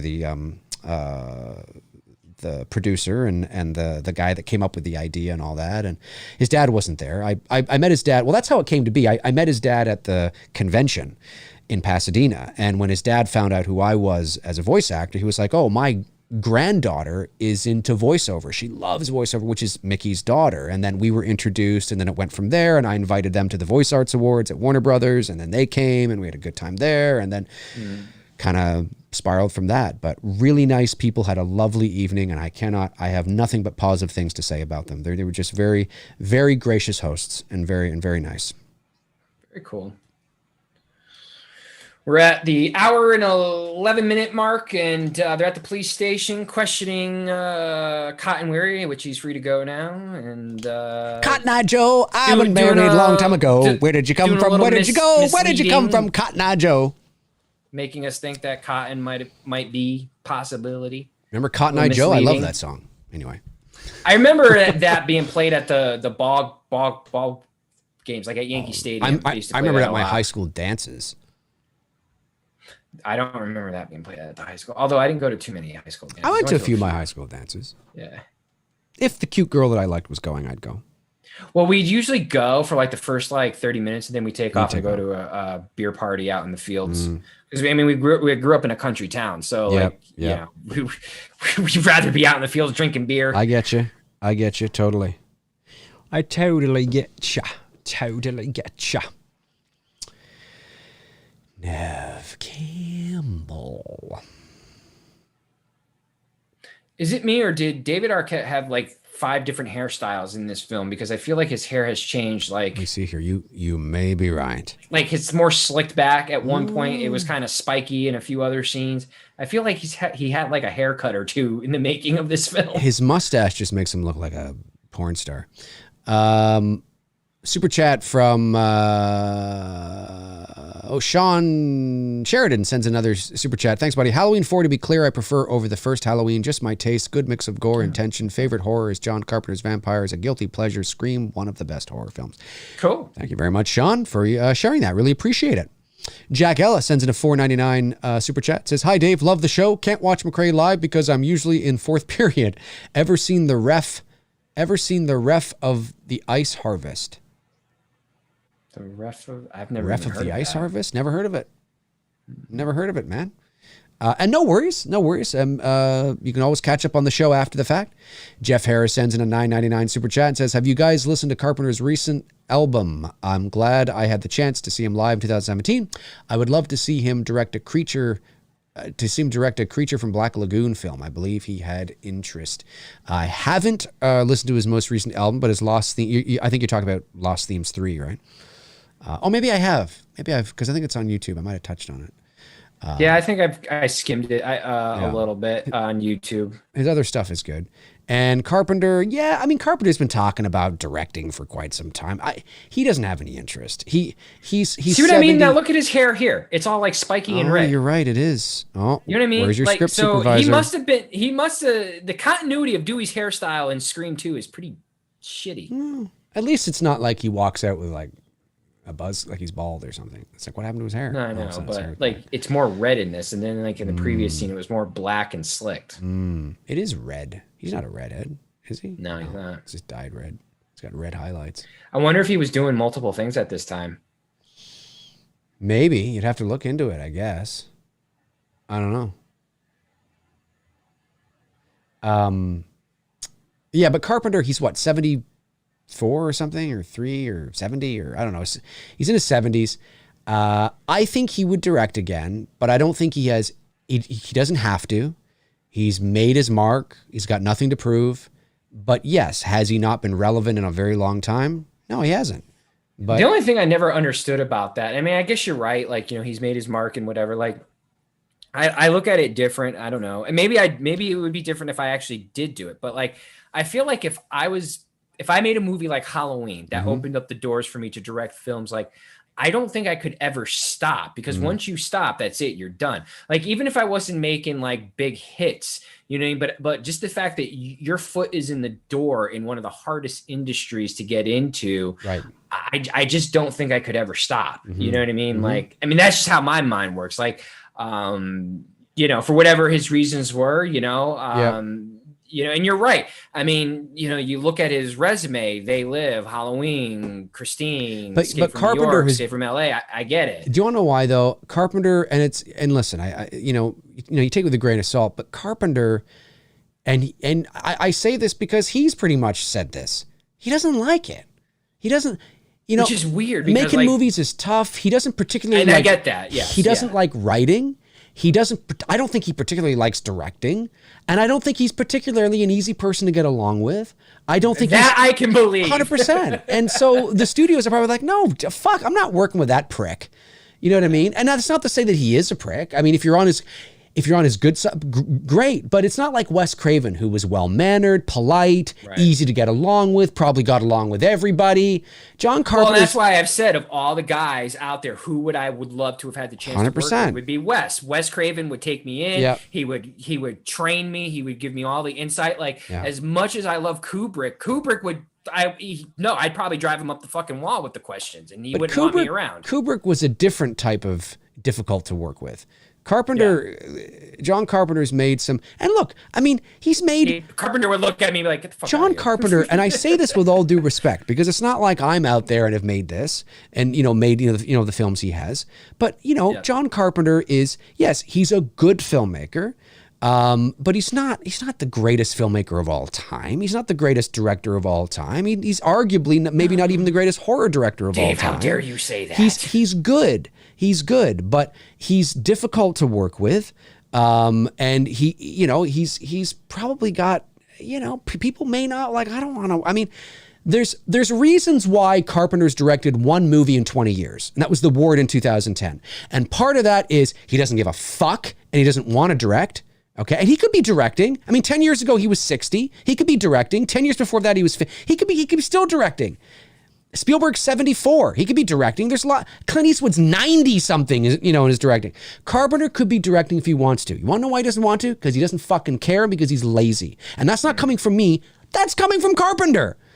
He's got nothing to prove. A beautiful thing happens. I open my hand and a check falls. He's got nothing to prove. He's been there, done that. And for him, it's got to be so specific, so right. He can't have anybody breathing down his neck. He can't have anybody. He's got to be, and he just doesn't get that. So he doesn't do it, and I don't think he particularly likes making movies. I don't think he does. And he said as much. And I know that might shock some of you and some of you Carpenter fanboys. And I like John Carpenter too. I don't think he's a horrible person. And I'm not saying he's not a good director. I'm not saying that. But I don't think he particularly likes making movies, because it's very difficult.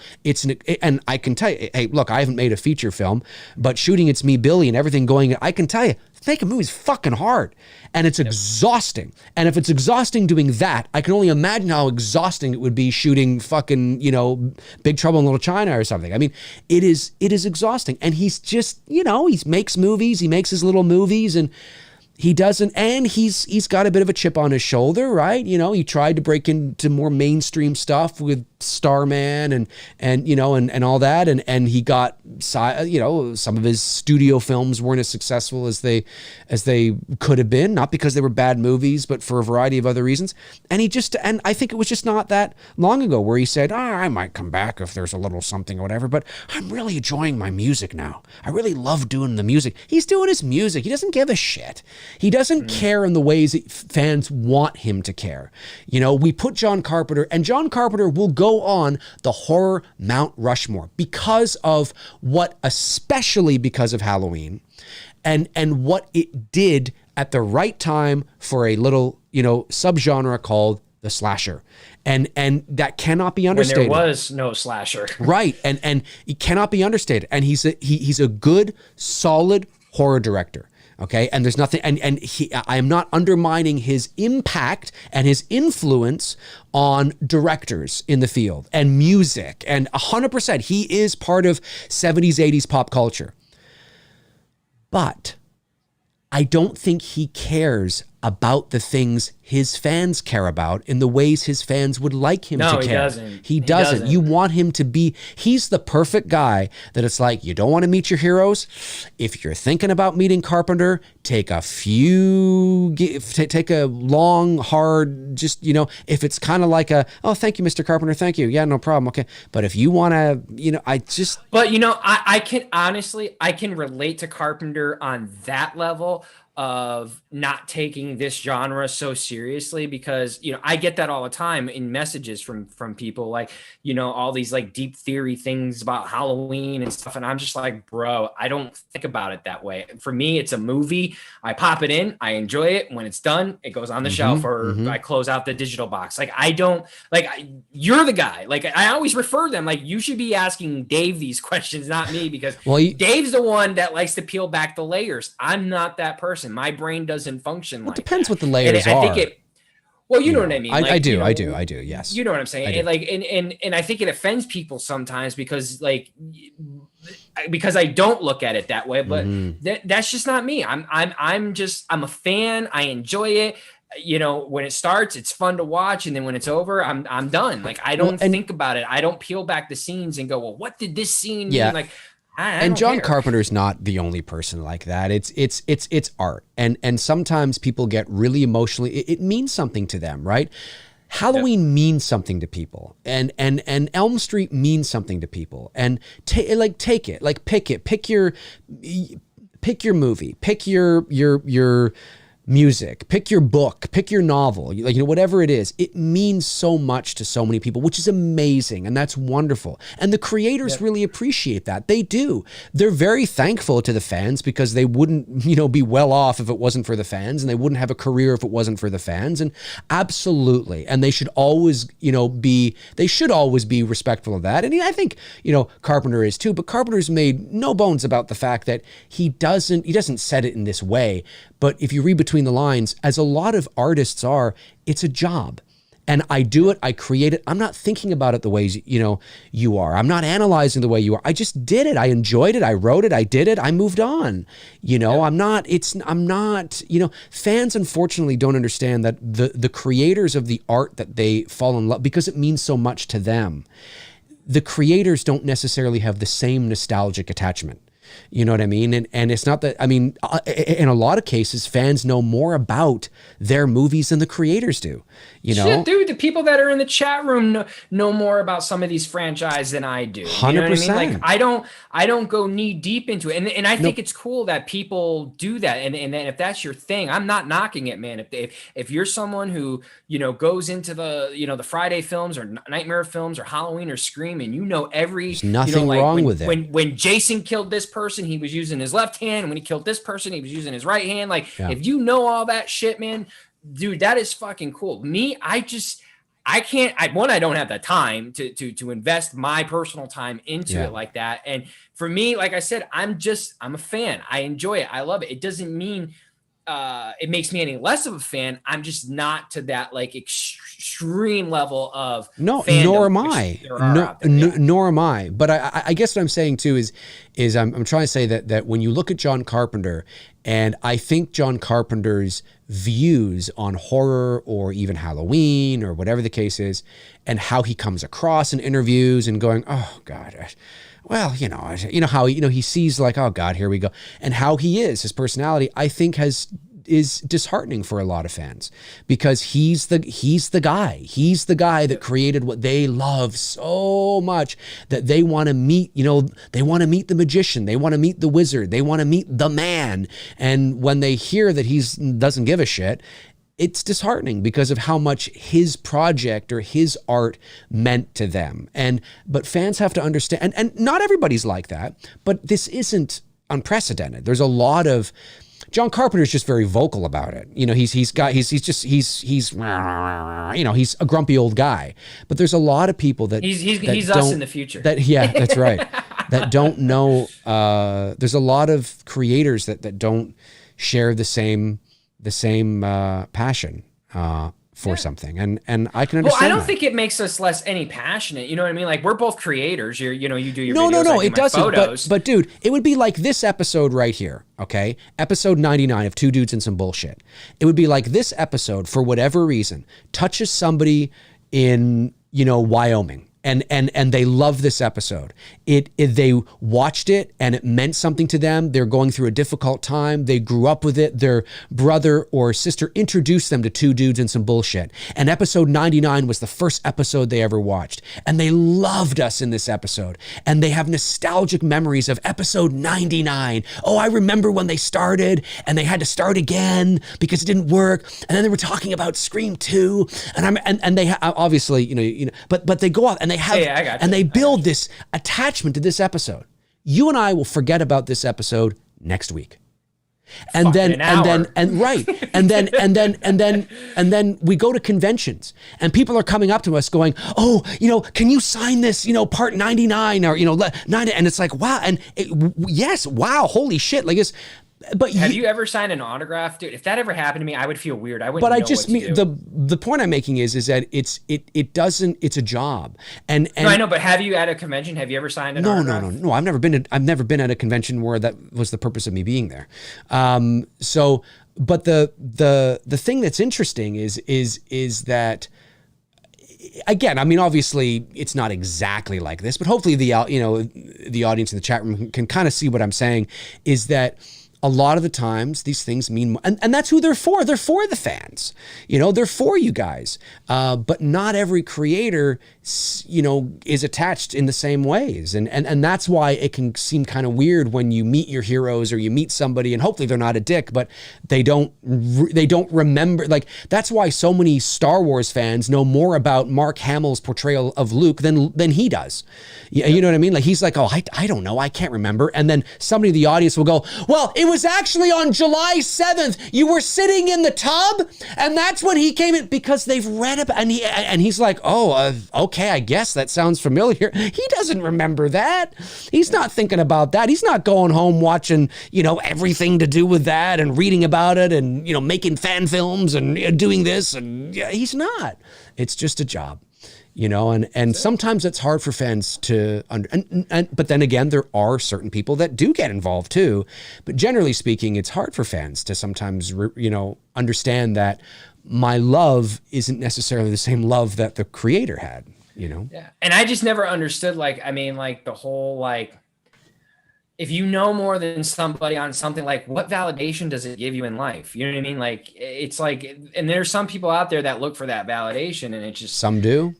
It doesn't make sense. Carpenter to me, couldn't care less. Exactly. I think Carpenter could be nicer. I think he's a little too dickish at times. Having said that, I admire his I don't really care attitude, and he, in the sense of that, hey, this is me, take it or leave it. Yeah, you got to admire somebody like that. Do I think he could be a little, Nicer, sure, but smoke a little more weed. Yeah, but he ain't gonna change. He's not gonna change. And do I think he's gonna direct a feature film that you'll see in the movie theater again? I think it's possible. I just don't think it's probable. Time is winding down, though. I mean, well, that's what I mean. He's not a young buck. No, he's not. He's going to do it. He's got to do it within the next 10 years. Yeah, and the only person that I think he would do it with at this point would be Jason Blum because of their, relationship. And it would have to be a movie that's like, $1 million and takes place in one location and John can shoot it in like 6 days. You know what I mean? Like, kind of like It's Me, Billy, although we didn't have $1 million, but something like, he could shoot in like 2 weeks, 3 weeks. It's 1 or 2 locations, so he doesn't have to move a lot. I mean, he really just doesn't want to do that kind of thing, And this is him saying this, not me. Scream 2 here. Yeah, we got sidetracked there, but that's okay. Still a half an hour left in this movie. This is a fucking long movie. I didn't realize how long this movie was. This is a very long movie. Well, that's why I said, I take nothing away from the beginning with Omar Epps and Jada Pickett Smith, but they could have cut that down a little bit because this is for a horror film, it's a long movie. It is. And I don't know if it just feels long. Like I think Scream and Scream 2 long. are the same length. Are they? Scream? Let's check it out here. On a Scream, and the runtime is 111 minutes. So yeah, it's slightly under. Yeah. So an hour and 51 minutes is Scream. But again, maybe it's just that it's tired now. The gimmick's done. The original Scream poster is great though. It is. Not with all the heads on it, just the face and the hand over the mouth. It's great. Yeah, we're at the part where they've gotten to the car accident, and Sydney's friend's she's about to give Ghostface a lap dance here and climb over him. Lap dance. Gonna get a lap. Oh no, Sydney was the one who got in the lap dance position. That's right. Oh, that's right. Surprised you forgot about that. She's your girl. Well, we were kind of sidetracked there for a second. Sydney or Amy Steele. Oh, Sydney. I've said that. Okay. In my rankings, it's Nev, and then Amy Steele is number 2 on my list. All right. And then number 3 is Ellie, Rachel. And then 4 is Heather, Nightmare. 5 is... well, you remember this off the top of your head. He's good, folks. Yeah. He's good. Jessica Biel. It's a weird. Yeah. For Final Girls. That's what I'm talking about. Final Girls. Yeah. Oh my God, Tony, you like Rachel over Lori. How could you? You're not a true Halloween fan. Yeah, somebody else say that. Oh yeah, I'll get a message this week. Yeah. It's guaranteed. That's that. I guarantee it. That's the message I'm going to get this week. Yeah, I don't know. Do you want to know what it is? Okay, no, well, this isn't what it is. But as I'm sitting here watching this, I just don't think Scream 2, I just don't think these movies have a lot of rewatch value. Let me say it like that. Yeah, the first and the fourth one do, but yeah, I hear what the you're saying. The first one, sure, yes, because it's the first one, it's fresh. But I just don't, honest to God, and I hate to say this, and I know Scream fans out there aren't going to like me saying this, I couldn't care less if I ever watch Scream 2 ever again. I don't care. It's not a bad movie. I'll throw it on once in a blue moon. But we're watching it tonight, and I haven't seen it in over 10 years. Actually, that's not true. I watched it a few months ago. That's not true. I saw it about October. 4 or 5 years ago. I don't throw it on. And it's not that I hate it. I don't know. It's not your cup of tea. Well, it's just not. It's done. It's done. It feels like we're just. The movie ended. Part 1.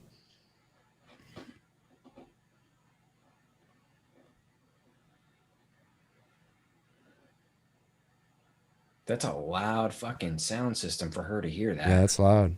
Look how this entire area is lit up like a Christmas tree. It's very. It actually does look like that. No. It really, because I've been to that campus at night. Yeah. Well, They do have a light there, though. I can see. Yeah, I realize that, but it is really well lit. Right. It's actually a really pretty campus. Yeah. That's where I'm doing my Happy Death Day shoot. Nice.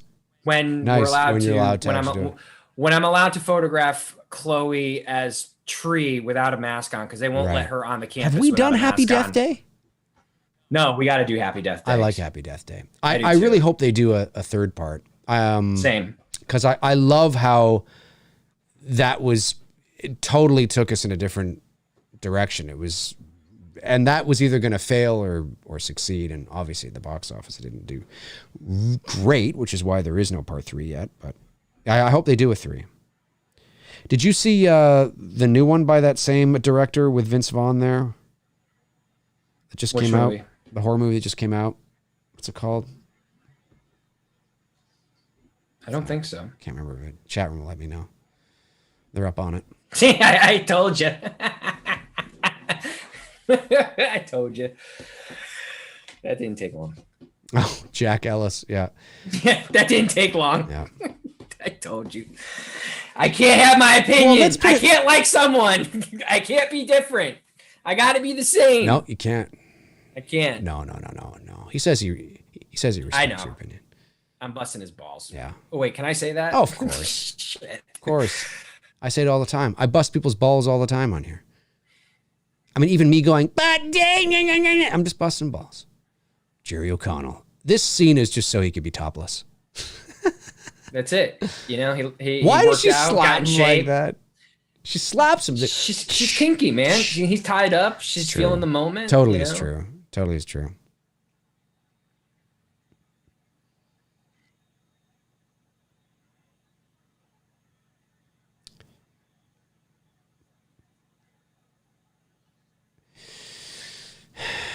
Isn't he in on it? I can't remember.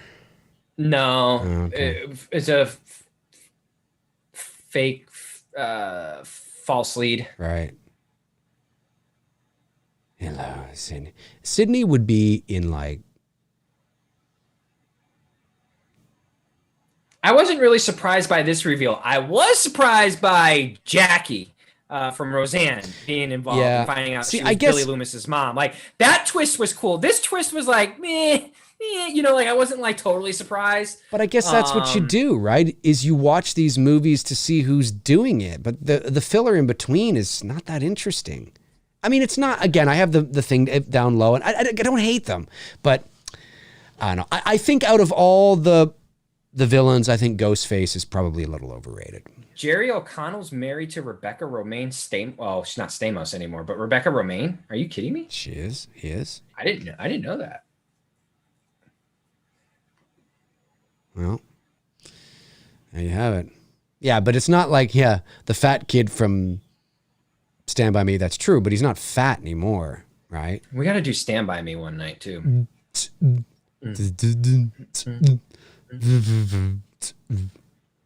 Oh! Sorry, Sid, you were wrong. That was great. And the way she ran up to try and stop it. Yeah. Yeah. Neve Campbell looks like she's always kind of, no, baby, no. That's right. I'm the man. Like, who the fuck? What? He's dying.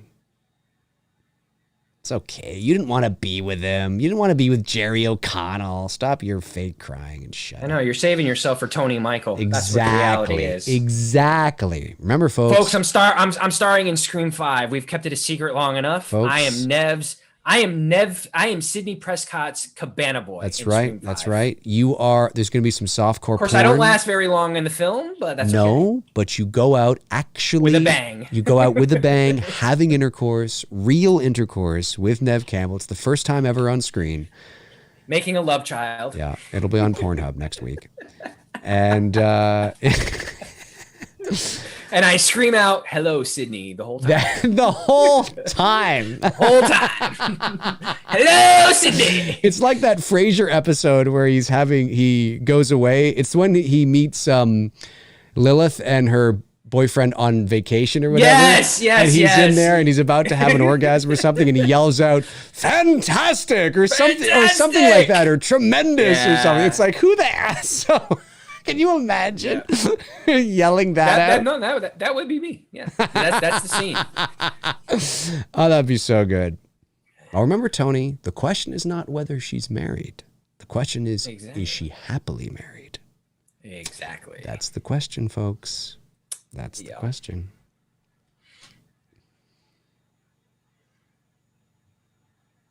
I killed him. That's right. Yeah. Oh. Get him, girl. Here's some girl fucking strength right here. You know what I mean? And like, they didn't need to like make a parade about it. She was a badass final girl. She's badass. Period. Yeah, she is. You know what I mean?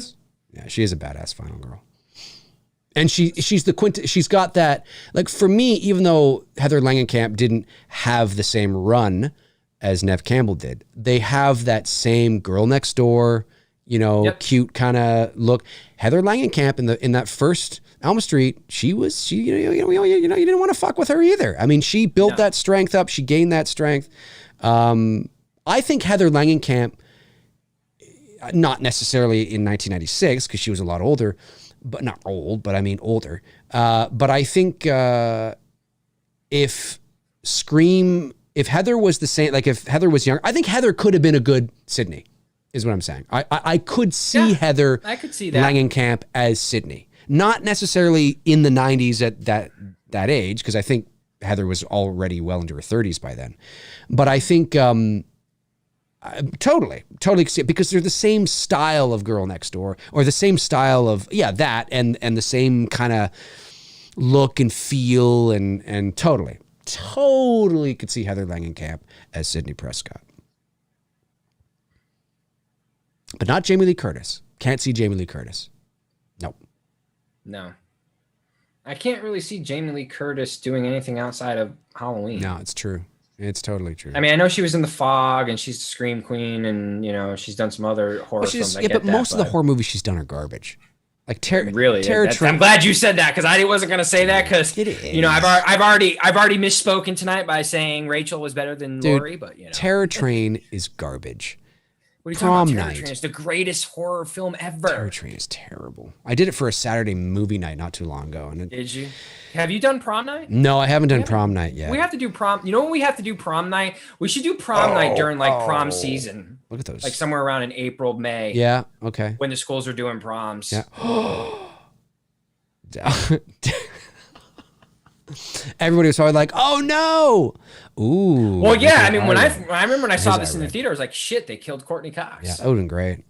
Kill everybody. I agree with you. I think I said that once on Instagram, and I got so much hate. Oh for that. Totally. I was like, that girl should have died after the second film, and everyone did not like that comment. I was like, oh shit. Yeah. I'm not a Gale Weathers fan. I mean, it just is what it is.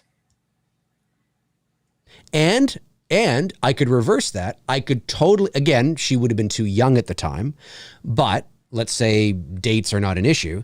I could totally see if Neve Campbell was her age here in 1984, totally playing Nancy in Elm Street. Oh, hands down. 100%. Right. If Neve was old enough at the time. That's right. That's absolutely right. You could totally swap places with Heather Langenkamp and Neve Campbell. In both those films. 100%. Easily. I could totally see her as Nancy in Elm Street. Yep. Totally. She's the same kind of girl. Well, if we can't, obviously, but if we were given the opportunity to have met Wes Craven and asked, like, hey, did you cast Neve because she had similar qualities to Heather? He probably would have been like, yep. Yeah, maybe. He had to have, because you're right. The two are so similar, and even as actors. Yeah. And you watch their performances, and you watch Heather's performance in the original Nightmare. Yeah. Very, very similar to how Neve delivered her performance as Sidney Prescott. Yes. Yeah. Yeah, I would I would say that I'm just looking at Jackie here from Roseanne. And that's what I'm saying. I see her, she's talking, she's in this scene with Sydney, but all I see is it's Jackie. It's Aunt Jackie. I'm just waiting. I'm waiting for Darlene to show up. Yeah. You know what I mean? Or Roseanne. Jackie, what are you doing? Jackie, what are you doing? Well, I mean, she's just. I didn't really like the reboot or when they brought it back. It just didn't hit the Oh, same way like it did. Well, you got rid of Roseanne like, and then you changed it to the Connors. Well, even before that, even before when Roseanne was with them in that first initial run. I mean, it was funny for a couple episodes, but like I kind of lost my interest in it. It's nothing like the original run. You know what I mean? The original run was just fucking fantastic. Oh, yeah, it's one of the greatest of all time. Yeah, but now the Connors, God no, I wouldn't fucking waste 2 seconds watching that. It's not Roseanne. If you don't have her on the show, forget it. Yeah, exactly. And I get it. We live in that time where you can't be a fan of a certain individual or it's gonna cost you your job. That's what it is. But yeah. Oh, he's doing a little bit of Billy action there with the eye.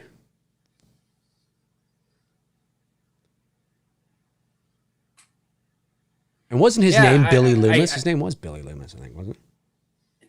In part 1? Yeah, it was Billy Loomis. Yeah. That's what I thought. We're at, timestamp is an hour and 44 minutes, 35 seconds of the movie. Only about 15 minutes left. Less than that, really, before credits. And Sidney Prescott here is taking the axe to the... She's going full Jack Nicholson here. Yeah, full Shining. Here's Sidney. Speaking of Jack, before we went live, I was watching One Flew Over the Cuckoo's Nest, which I'm going to conclude once we end our stream tonight. That's such a good fucking movie. It's a great movie. It is a great movie. Yep.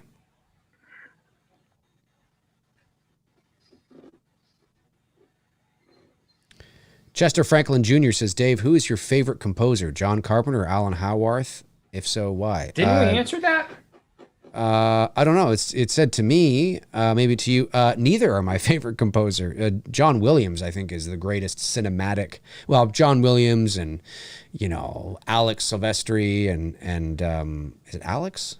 I can't remember. Yeah, I think you're right. I think you're right. Hans Zimmer. I mean, but Williams is sort of the staple. He's one of the greatest cinematic composers. But of the time. two, who do you like, Carpenter or Howarth? But of the two, I think I got to go with Carpenter because Howarth, I don't know his work beyond Halloween. Same. I don't know. All-time favorite. I mean, it's tough to go. It's hard to look past Williams because he's created Jesus one of Christ, the. Jaws, Indiana Jones, Star Wars, Superman, Raiders, Indiana. Yeah, exactly. I mean, Harry Potter, Home Alone. But I do like Danny Elfman, man. I do Elfman's like good. He's put together some great sound. Alan like Silvestri. That Batman Thanks, that Batman score, man, it's just fucking is epic. Yeah. Cotton Weary coming to save the day. About to kill Jackie. I thought he was a bad guy in this. Wow. They misled. They that's why I said of all the performances in this film, Lev, however he pronounces his name, he really did a great job. He's the standout performance in this film. Right. And they did a really good job with the misdirect, making you think possibly he could be the killer. Right. And then of course, him coming here to save the day was a nice touch. Bill Conti, Daniel Seeley, he's another great composer, Karate Kid and Rocky. But you can't it's true. I mean, there's a lot of great composers, but Williams just has so many. I mean, like, but and it's not just the main titles of his theme like you can say Indiana Jones, but it's themes within Marion's theme and the Raiders March and Leia's theme thank you. And in Star Wars, the Empire Strike Back theme. The Imperial March, and then you got and you got Binary Sunset, and you got there's just so much even within his movies. He's God, he's the godfather of cinematic scores for sure. Andres Mendez, I 100% agree with your comment. Denny Elfman's Batman is the Batman score, puts Hans Zimmer's to shame. 100% agree on that. Although I do like Hans Zimmer's Superman soundtrack. I think he did, or Man of Steel. I'm sorry. I think that it's not. Obviously, it's not John Williams. That will always be my. But it's great. As far as an enjoyable, score, the Man of Steel score is it's solid. It's decent. It's not. It'll never be Williams. And as far as for Batman, that Elfman theme will forever be my Batman theme. Come on, what are you gonna do, Cotton Eye? Done. Oh, consider it done. Oh yeah, I love how you don't know who he shot there. Yeah, they both fall down. So it's like, did he kill Sydney? They're laying there beside each other. They start making out. No. And then Nev coughs. Yeah, Nev coughs. She's okay. Well, really, what happened in the director's cut? Why would she even be out? See, you don't know the director's cut. I'm in the director's cut. I actually go in there, perform CPR, give her mouth to mouth. And then, but they cut that out, and they just wanted Sydney to start coughing. Yes, I remember that now. God, you wouldn't think a fall like that would even cause her to go out, just so the audience doesn't know. Yeah, this, okay, yeah. Oh, that's right. He did do, Williams did do Jurassic Park, too. Jurassic Park, Home Alone, Jaws, Indiana Jones, he did do Star Home Alone. Wars, That's right. Harry Potter. Harry Potter. I haven't seen the Harry Potter movies. But just, I mean, but I'm just saying, Harry Potter. Look at this. Superman, Star Wars, Close Encounters of the Third Kind, Indiana Jones, Jaws, Home Alone, Harry Potter, Jurassic Park, all the Star Wars, like the prequels, the sequels, I mean, if you go to one of his concerts, you're just like, you're listening to great music E.T. for like 2 hours. E.T. That's right. I love the E.T. score too. That's Saving Private Ryan. Score. He did Ryan? I think he did. Yep. Pretty sure. Are you sure? Spielberg works with him a lot, man. He does. Pretty sure he did it.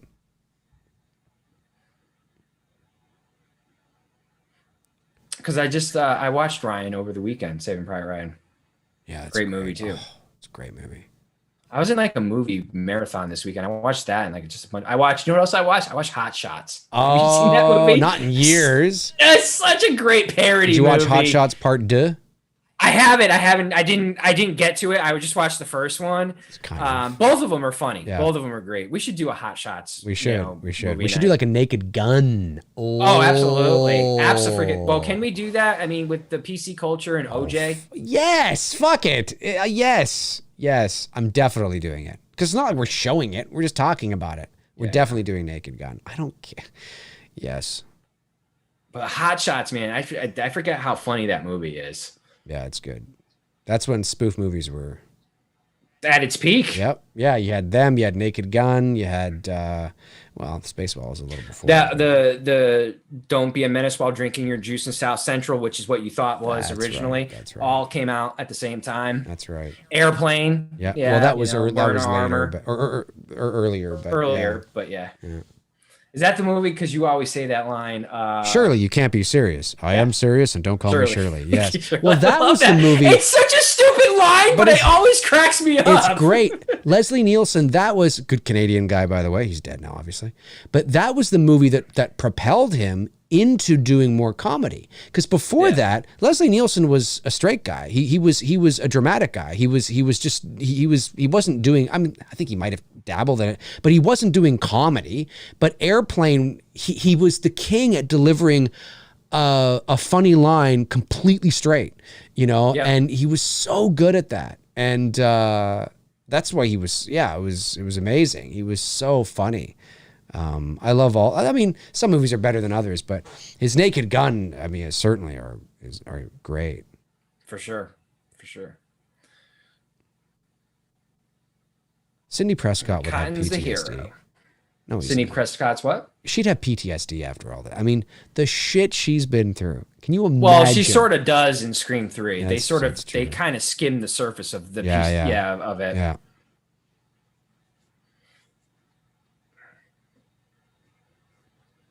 That's right. Give Cotton the hero. That's right.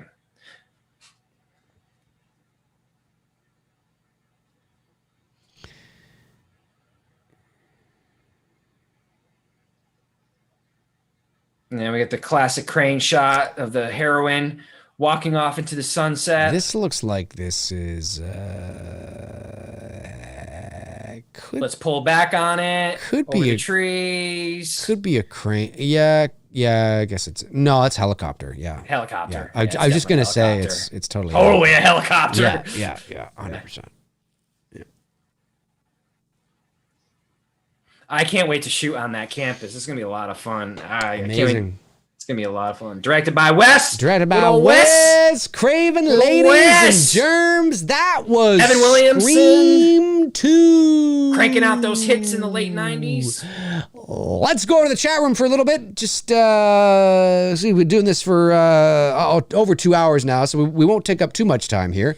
But let's go over and just do a few questions here in the chat room and see what you guys are get all the super chats saying. I believe I got them all. Let me double check here if I got them all. And oh, wait a second here. One moment. I need to refresh this. That's a good question, Warren Armour. When did drones start getting into movies? I would say, what would you say, somewhere in the last 10 to 15 years, Dave? When they stopped doing well, I mean, they still do helicopter shots for films, but as far as making drones as an option versus the helicopter, you'd say like what, the last 10, 15 years? I would say probably the last, like 10, 15 years, something like that. For some reason, the live, oh, there it is. I was on the wrong one. Here it is. I was like, why can't I see what I'm looking at? Oh, it's like weird. That's so weird. Huh. I almost got excited. I read the name really quickly. I thought Daniel Harris was in the chat room. Oh, it's Daniel Harris. It's Daniel Harrell. Yeah, I read it quickly. I'm like, wait, what? I don't think I missed anything. Daniel Harrell sends a $4.99 super chat, says, D&T just hitting you guys with some love from New York City. Keep up the good work, gentlemen. God bless. P.S. Two Dudes and SB and The Shining. Eventually, it's coming. It's definitely coming. On the list. It's on the list. Mud Nelson just sends in a $2.99 super chat. Thank you very much, Mud. Appreciate you doing that, man. Really appreciate that very, very much. Zach Axiola says, Dave, have you ever seen any of the X-Men films? If so, any thoughts on the ones you've seen? The only X-Men film I have seen is the first one. The very, very first one, back when it was released in the year 2000. I saw that in the movie theater with Bruce way back in the day. And I haven't seen any of the other movies. Yeah, I've got all of them. My favorites are X-Men First Class and Days of Future Past, and then I like Wolverine. The Logan, love Logan. That's a really great movie. So that one we need to do on here one night. We need to do Logan. All right, for sure. If you haven't seen it yet, you should watch it. As far as the original run, like X-Men United, and X-Men Last Stand, the first one was cool. The last two got a little bit cheesy for me. I'm not a big fan of them. Where my interest in X-Men came back was when First Class, and then Days of Future Past. I love that flick. Cool. Apocalypse was kind of like, yeah, and then the Dark Phoenix was like, dude. The Dark Phoenix is actually the Dark Phoenix. I shit you not, bro. It's like Last Stand. And I don't know if you saw X-Men Last Stand, but it's basically like the same fucking movie. I haven't seen any of them except for the first one. Chester Franklin, Tony, who is your favorite actor that plays Michael Myers? Dave McRae.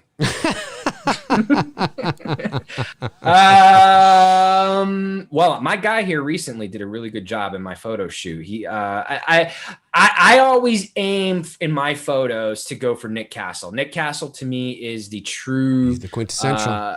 He's the quintessential Michael Myers. I've said this many times, and I've had to defend my photos many times, like why I don't shoot the Rob Zombie type or why I don't shoot the George P. Wilbur because type. You don't. Yeah, because I don't. Because he doesn't. But number two, I'm just not a fan of look, Tyler Mane is a big dude. There's no question. Like, he's just intimidating to look at, Tyler Mane without even needing the Michael suit, because he's just a big motherfucker. That's intimidating in itself. What makes Nick Castle and even Dick, Tricky Dick,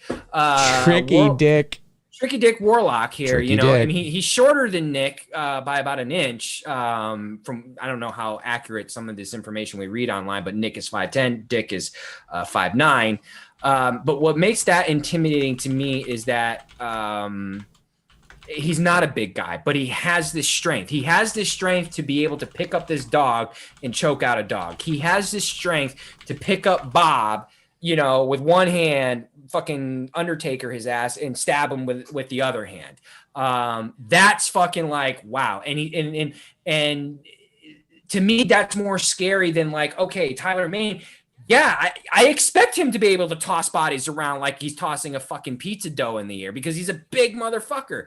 Seeing Nick Castle do that and looking at, when you see Nick Castle standing next to the bushes or in other scenes in the film and you realize like this is not a big dude and he's got this type of strength, that's fucking scary. And it's the same reason why Sackhead Jason is my favorite Jason.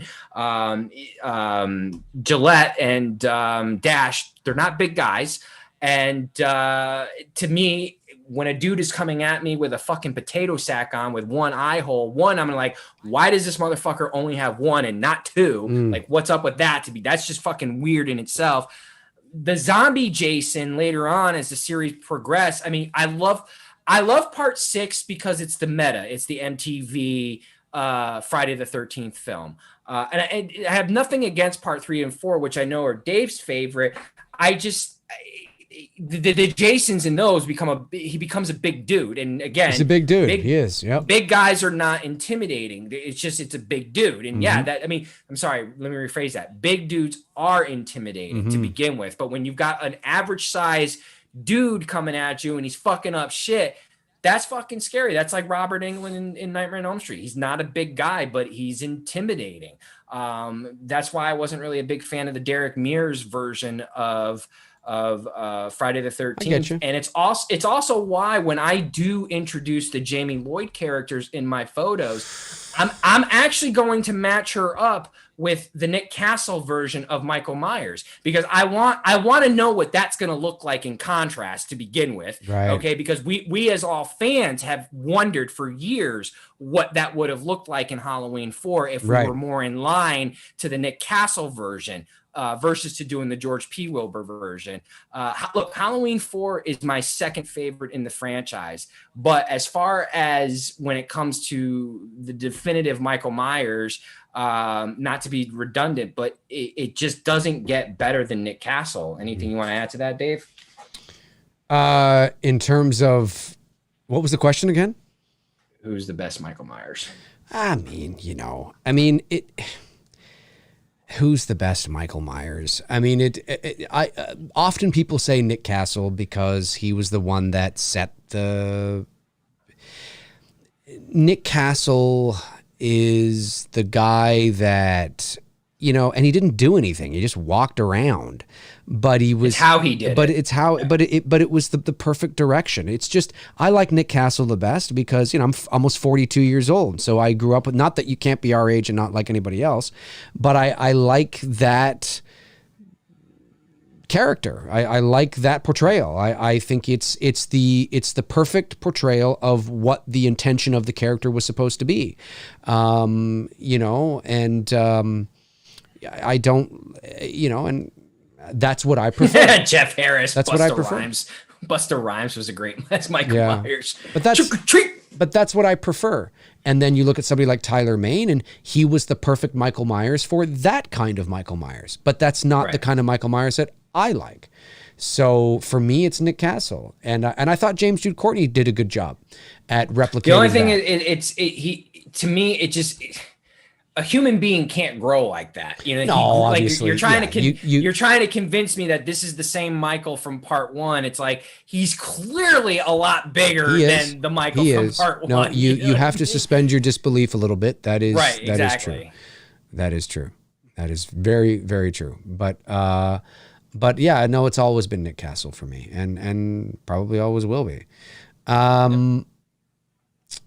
Let me see here. Blood Red Sky sends in a $5 super chat, says, do you think Rob Zombie and M. Night Shyamalan ever get tired of making the same film over and over again? Well, Shyamalan's trailer to his new movie, the premise looks really interesting. Old, that looks interesting. I don't know how well he's going to execute it. I think the premise is really cool.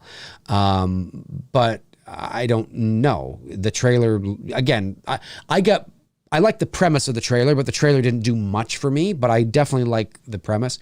And Zombie, no. I mean, if you keep giving him money, he won't get tired of it. So, Zombie's talked about, he wants to do a love story with.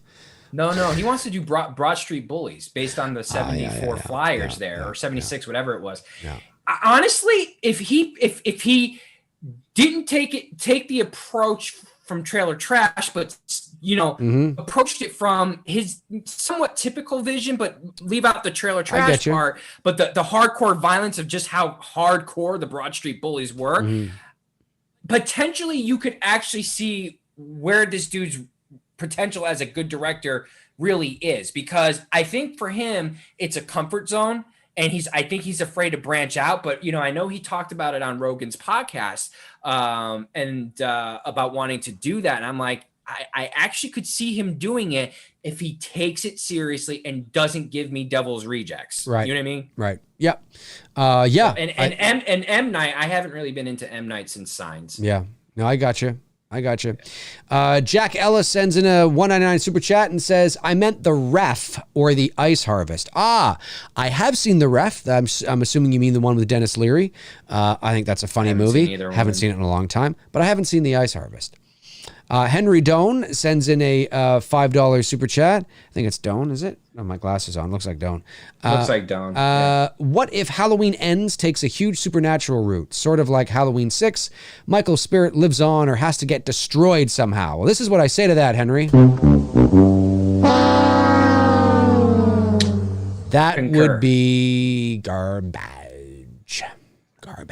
I hope they don't do that, Henry. I really hope they don't do that, my man. I'm pulling for them not to do that, but likewise. You never know. You never know. Colin McCormick says, my biggest gripe with the Halloween franchise is that there are way too many different timelines and each movie retcons itself. So I don't take anything into account because it was all changed. I don't disagree with anything you've said. That's a problem. And it's why I watch, and we've said this many times, it's usually why I watch 1, 2, and 4 and call. And I watch 3, but I watch it as my mind knows I'm watching a standalone movie, so I'm able to separate that. But when I watch the franchise, it's usually just those 3 movies, and that's it. Yeah, I would say it's a complete story. When I watch Halloween, if I'm gonna watch Halloween, it's Halloween 1, it's Halloween 2. I could watch Halloween 4. I mean, I enjoy it. Yep. But 5 is such a catastrophic failure. It's so disappointing, and thank God 4 ends the way it does, because it's the kind of ending that, as I've said many times, you don't need to do another one after that. That's because if the series had ended there, it's full circle. You got Loomis losing his shit, on the verge of killing a 8-year-old or whatever she is, on the verge. I mean, if Meeker didn't step in, Loomis would have blew her away. He would have blew her away. That shows you the fear, and he's afraid because standing at the top of the stairs is the cycle starting over again. And you come full circle. Now you have a little girl at the top of the stairs in a clown costume, holding scissors, having just presumably murdered her stepmom, whatever. Yep. Even though I guess she didn't by 5. But I mean, it's this thing where it's like, oh my God, if you had ended it there, evil would have won. Now, and you don't need to know what happens next. You don't need. Yes, I do. No, you don't. Make it up. You don't need to know. It's philosophical. That's what it's supposed to be. It's symbolic. That would have been an epic fucking ending. And then okay, so we're gonna move on. Okay, all right. We'll do part 5. Okay, but part 5 is such. It is a complete 180. The bar it's such a disaster of a movie. And I know it has its fans, and I know it has its fans of the amount, and that's fine. If you don't like what I'm saying, that's okay. I couldn't care less. I'm not here to appease you. It is Dave. Just awful. The bar is so low. It is a terrible follow-up to Halloween 4.